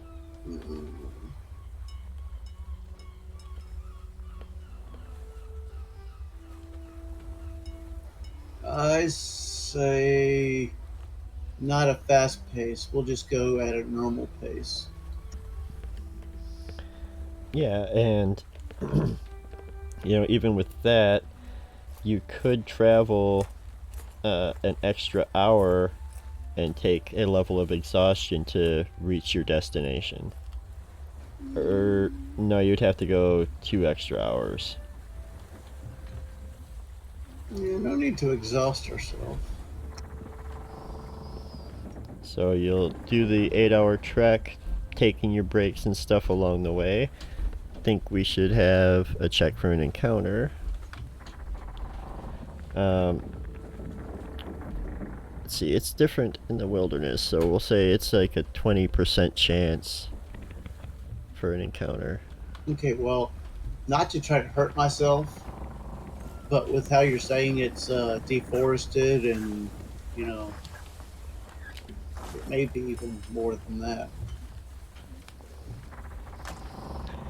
Well, that's what the thing is like there's no place for predators to hide where there's no trees and whatnot. That's what's driving them towards the settlements and whatnot. Gotcha. Oh, 68. 68, dude. Okay. So that'll cover like the first half of the trek. You're able to stop, and eat and whatnot.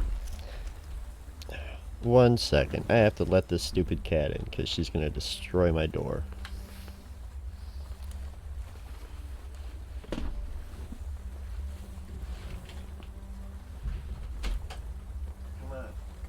The Cat Break is brought to you by something else. Yes, something else available everywhere you look for anything.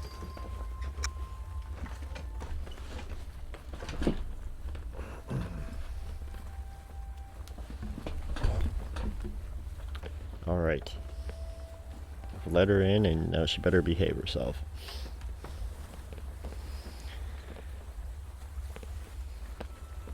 So yeah, first half of the day, no worries. You're able to eat, knock off some rations there, since you're away from the ship. And then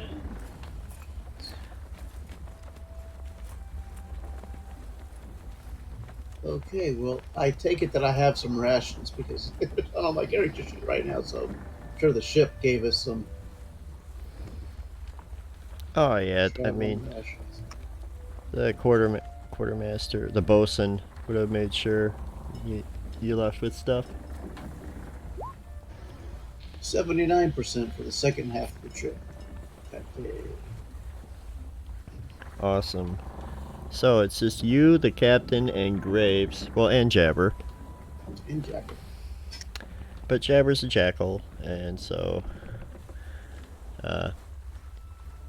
he don't really count for being able to take watch. So No, but he will be up the same time Graves is for his watch. okay. Okay, so if he senses something bad, he can always wake me up. All right. I don't have a sheet for Graves, unfortunately, so I'll just make Are you gonna have Graves take the first watch?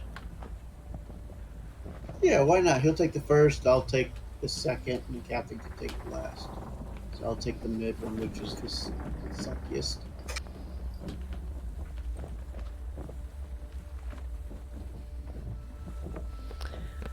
Oh, okay. His perception ain't that great. Have Jabber make a perception check also, since he's up with Graves.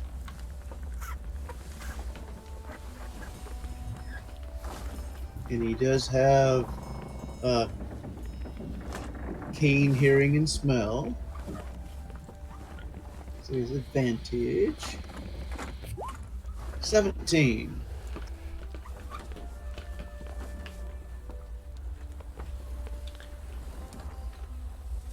Now I will roll a percentile. Of course you roll a percentile just to get us killed.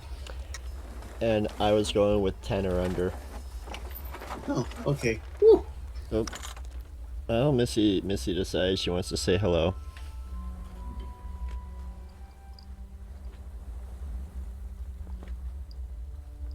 Hello, Missy the catties. Does your daddy look weird with the pirate hat and little patch on his eye? I know, this is a really weird parrot I've got here.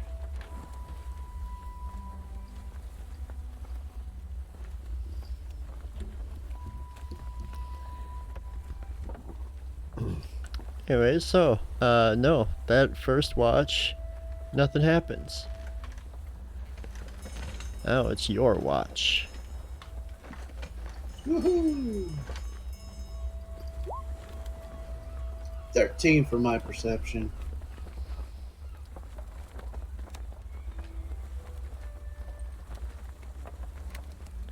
And your watch is uneventful. Now for the captain.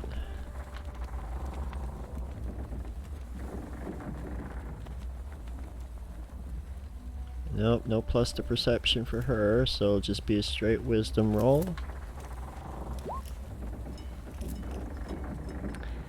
And sadly, she did not have advantage for any reason.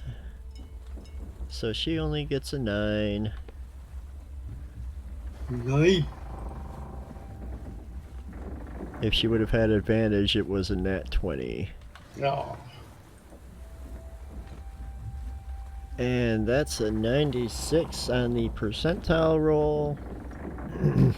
Unlike other DMs that shall remain nameless, I don't go flipping them back and forth.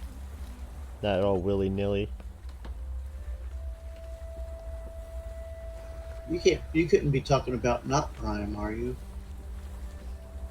Well, I'm definitely not talking about Prime. Oh, of course we're not talking about prime. I mean, not prime maybe, but prime, no. I'm sure prime does that to not prime, but, you know. Possibly. So, the captain's watch goes uneventful.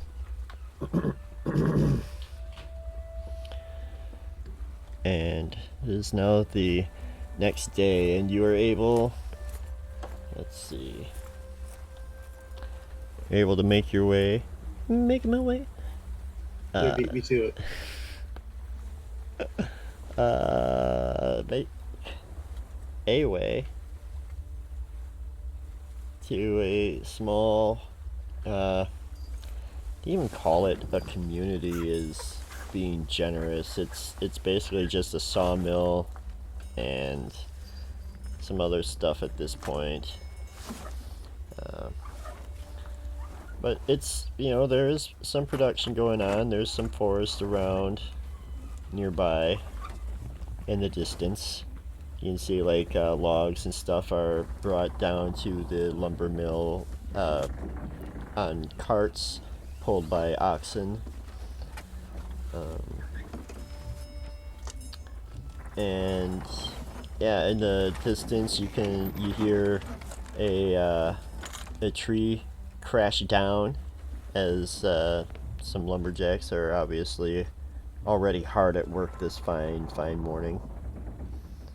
Speaking of, I need a weather table. That's what I need. determine what the weather is each day. Yeah, because, weather's cool. What if it was raining? What if it was raining right now? You guys would be soaked. You'd probably stink. Like wet hair. But no, you make your way into this village and, Roll, okay, what time of year is it? Spring, summer, fall? let's find out. I'm gonna roll a d12, and that's gonna tell us what Earth equivalent month it is. Oh, it's November, so late fall. Alrighty, so roll a D100 for me, please, sir. That's a 49. 49. Ooh, there's light clouds. All I will right, send you the thing I found. excellent. So yeah, it's partly cloudy out. It's kind of a grayer day. But yeah, it looks like it might rain, but maybe it won't. Maybe it will, maybe it won't. It's one of those days. And so, yeah, Fish Lips is like, alright, you two, and Jabber, you guys all hang back. I'm gonna go talk to this kid. Alright, Captain. What would you like to do while she is doing this?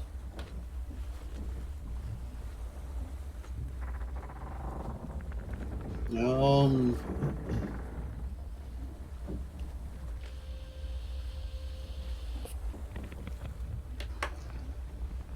try to stay out of everybody's way.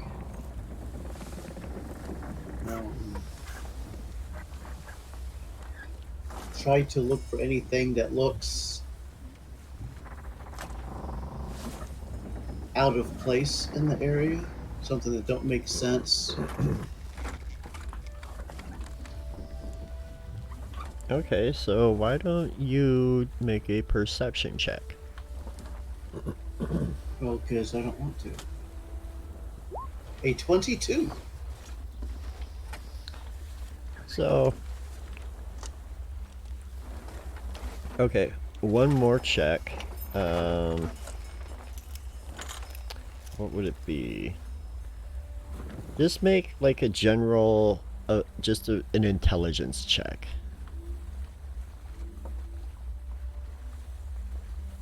No, you know what? That's fine. We'll keep that. I was gonna have you make that second check was to kind of figure out like how much you knew about like lumber mills and stuff to know if something would be out of place. Ah, So I, at the last second, was gonna say wisdom, but intelligence works too. Intelligence is probably more appropriate. about to say they would pretty much be. Actually, I'd have one better because I have intelligence. I have a +0, and wisdom I have a +1. So intelligence is okay. Let's do this. Well, either way,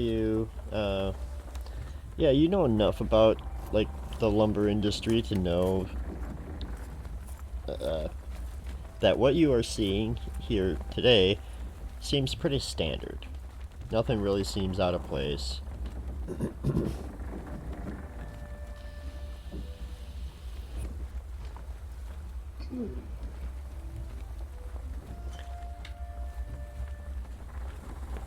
So then, a few minutes pass, and Captain comes back. She's got a smirk on her face. Like, all right, boys, we got passage.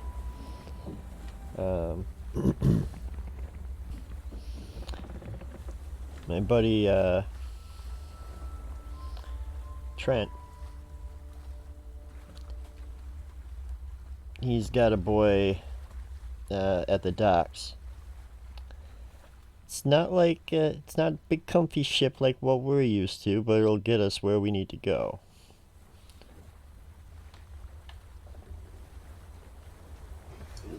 Sounds good to me, Captain.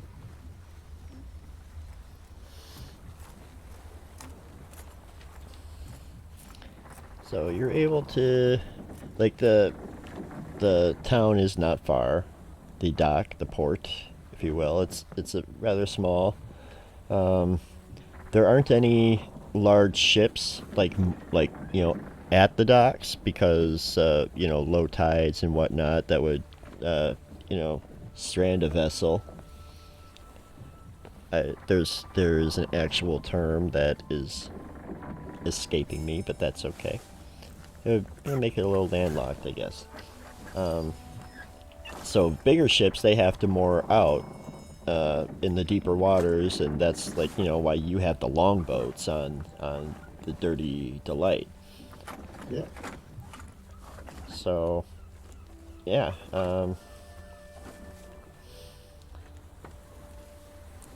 anything. I'm kind of like railroading you here. Is there anything you want to do, like between like the lumber mill, check out with this little port, um, anything of that nature? No, I'm keeping my eyes open, but I'm not wanting to cause any kind of stir before we get to a ship and is able to get out and everything. So I'm behaving myself, just keeping eyes open. Okay, and you have a passive perception of 15, so if something were to happen, you would most likely be aware. Um, and keep in mind too, there's not really like a time limit per se because again they're basically stuck in that prison until trial, which usually never happens, or death.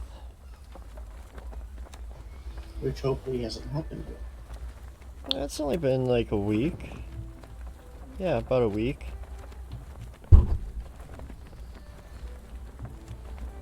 But either way, um, yeah. So you do whatever you need to do in the town there, which I guess really isn't anything. Unless there is something. Nope, Okay. ain't good. So you're able to you climb into a longboat and you go out and you get on like a what's it called? It's a ship similar to like the Navy ship you're on. It's like a schooner, I think.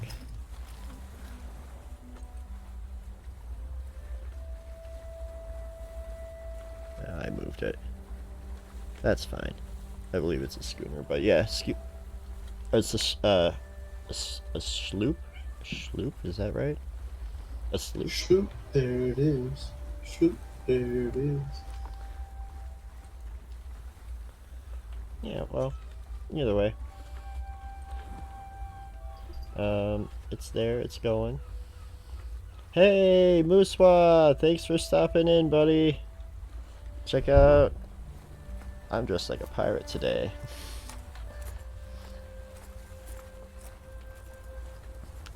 But yeah, so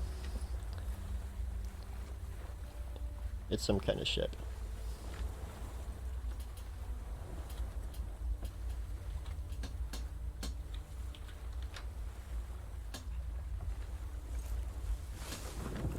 Spook sounds about right. It's a sloop. It is a sloop.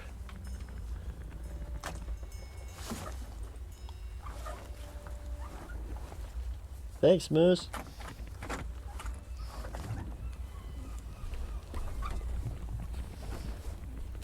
I don't want to lose my hat. But yes, so yeah, you row out to the sloop and you climb aboard, and this isn't your ship, so you don't really need to navigate or worry about any of that stuff. So I will have you roll for random sea encounters because it's gonna take. Here, let me look at the map here. A long time.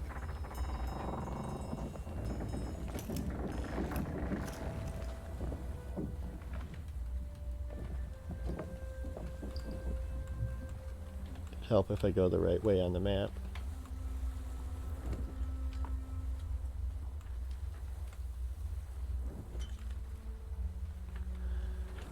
So, now, I should point out too that this charter, and this is Captain Fishlip speaking. So this charter here, this is only going to get us to Sandport. From there, we'll have to do a little bit of island hopping, but we should be able to get to Hemlock without too much trouble. Okay, so that whole thing's 500. Okay. So that's about 300. Yeah, it's Yeah, about 300. about 300 miles, and the sloop is faster.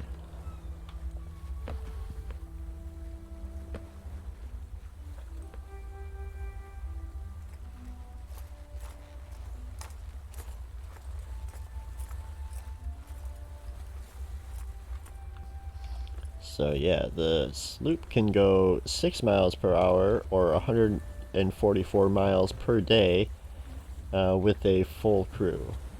And this would have a full crew on it, a full crew of 15. You 3 passengers. And there's a few other passengers on board too. This isn't like a private vessel. It is a private vessel, but it's like a charter.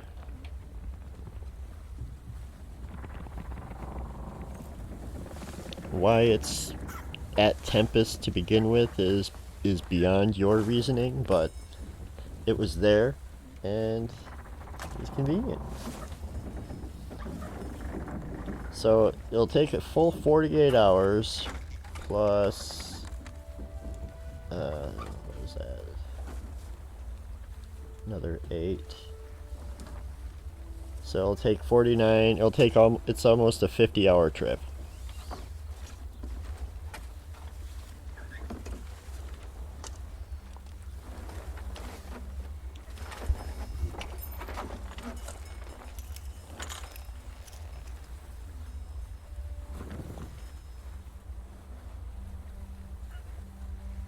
I don't know. I don't know what to say about that.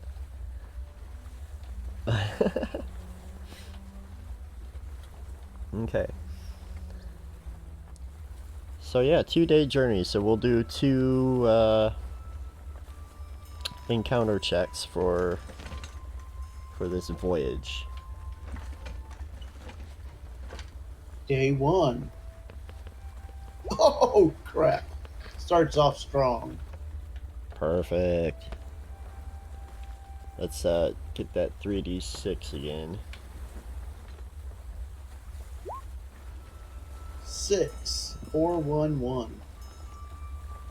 Give me the information.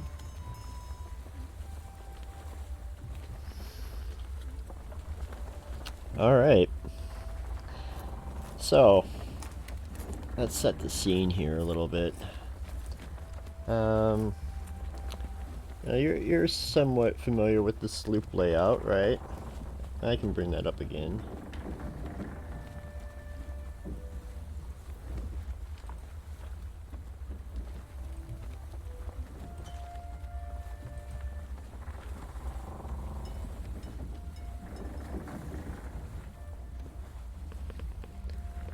So you've got,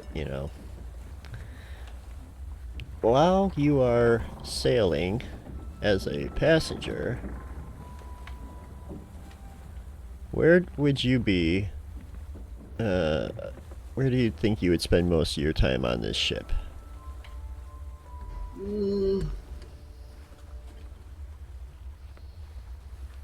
Probably right up front, checking stuff out. Whoops. I'll be right back. I have to go take care of my daughter. It's snazzy. Lewis didn't hear that.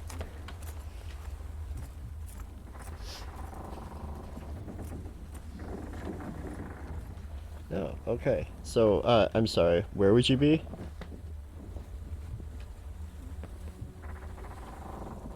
Lewis?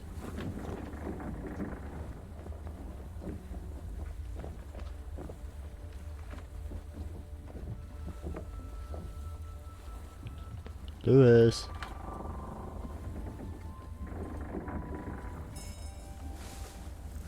If you're talking, I can't hear you at all.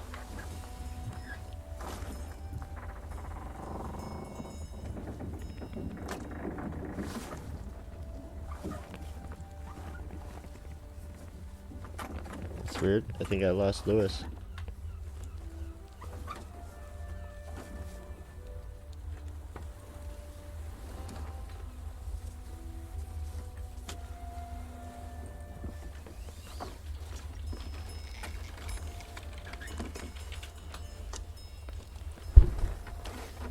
Let's see what's going on.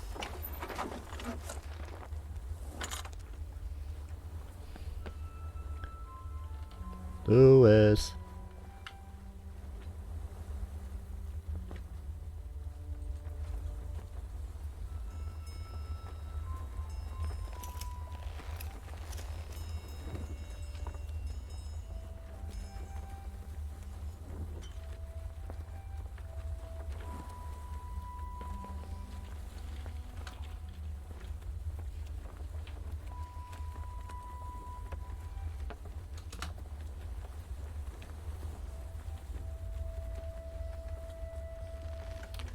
Well, I'm not sure what happened to Lewis. Says he's still online, but he's not talking.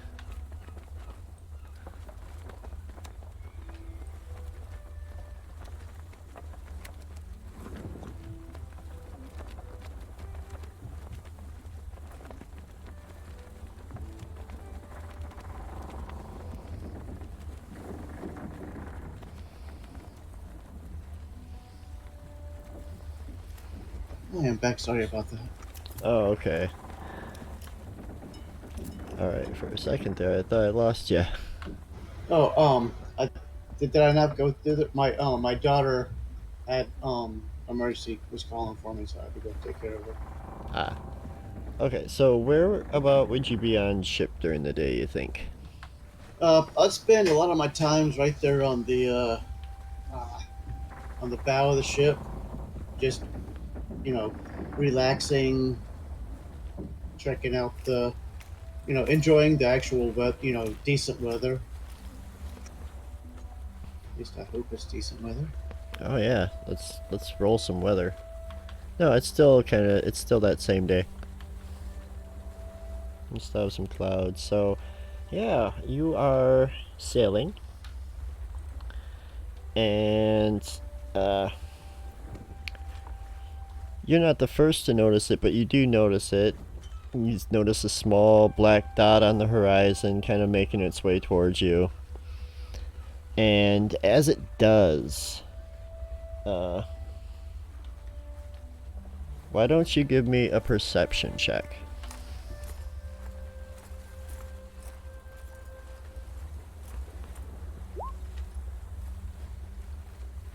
Hmm, no reason to have advantage, so a 10.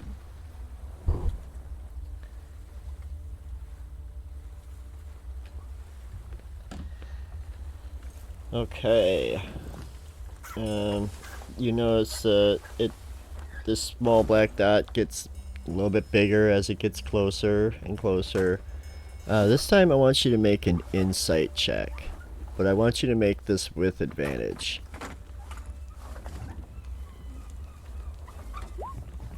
All right, insight of 20. Something feels very familiar about this.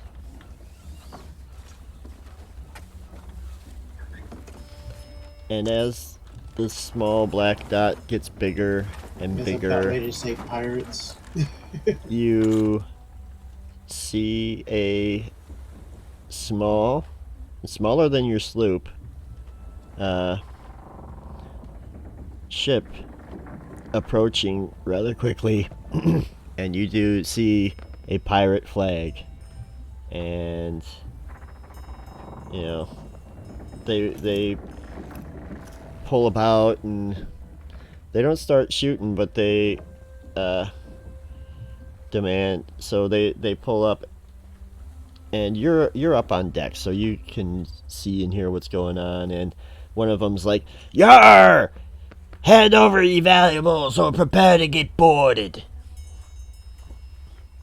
What do you do?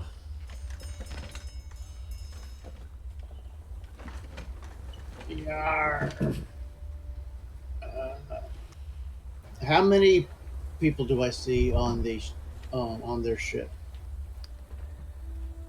So make another perception check, please.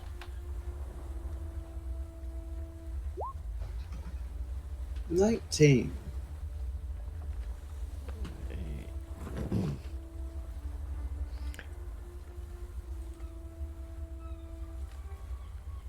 You see 6.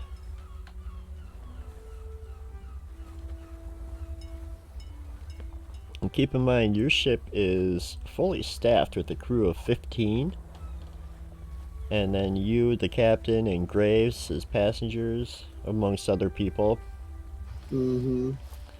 And I mean, you just kind of sit back and watch this play out. And this charter ship is not taking any shit from anybody. They easily rout the pirates. See, what I was thinking of doing, if it was, getting them on board, then stopping them, and then us taking their ship to finish our trip. No, you wouldn't even want that. Their ship is tiny. It would take forever. But yeah, I mean, the crew here, they take care of this. This is a minor inconvenience for them. And the rest of the day is uneventful. Let's get one more check. 39. Very good. Alright, so this leg of the voyage goes unimpeded. We're going to take a look here.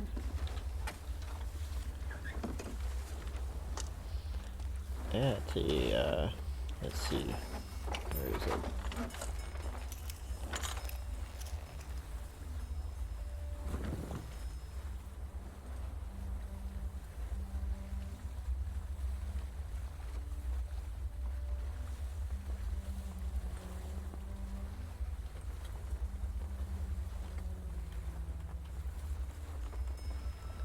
If I could go the right way with it. Alright, so yeah, faraway island chain, and we're coming up to Sandport.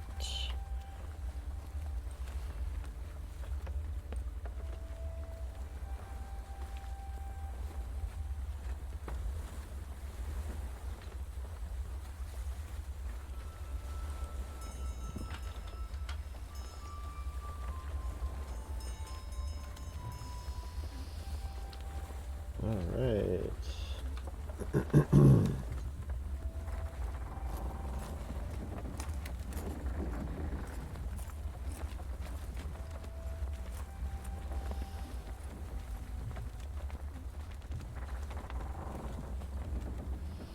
So why don't you give me a history check, and we'll see what you know about. See, look at that guess. You said about 300, and that's the 300. Nice.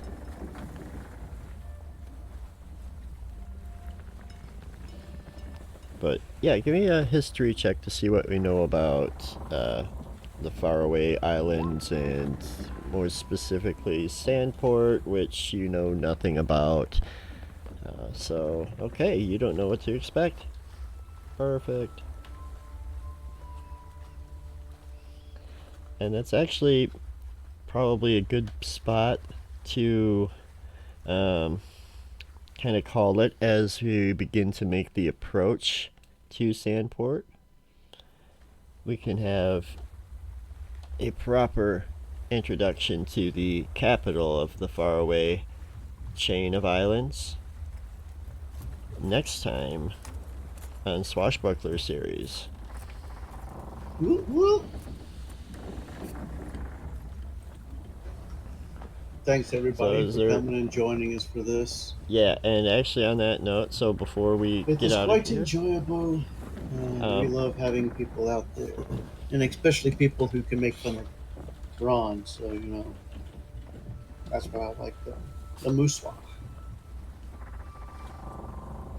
yeah, Moose is an awesome guy. So if you're not following him already, go to his Twitch there and give him a follow. Moose is a very chill dude. He's an Englishman living in Canada and great to chat with. And he's helped me out a lot too with some of my streaming things here. So big shout out to Moose there. And yeah, that's my plug. I'm plugging Moose for my plug. That's cool. Yeah. So, all right. I guess with that, did you have anything you wanted to plug or shout out, Lewis?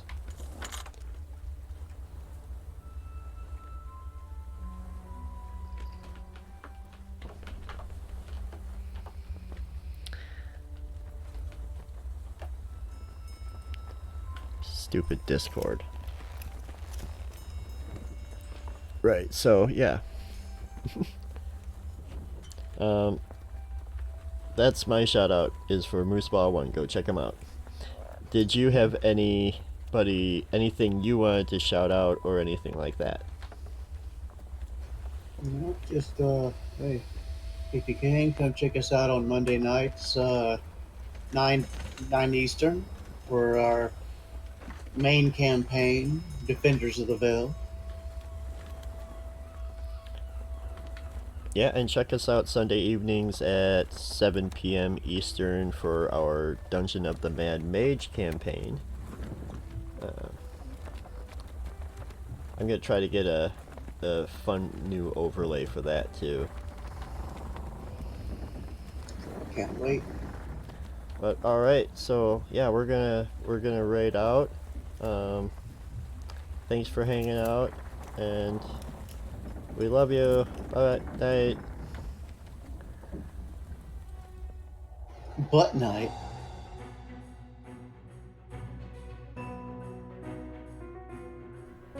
Butt night. Good night. Whatever. But yeah, all right. Oh shit, I didn't find somebody to raid yet. I am a horrible streamer.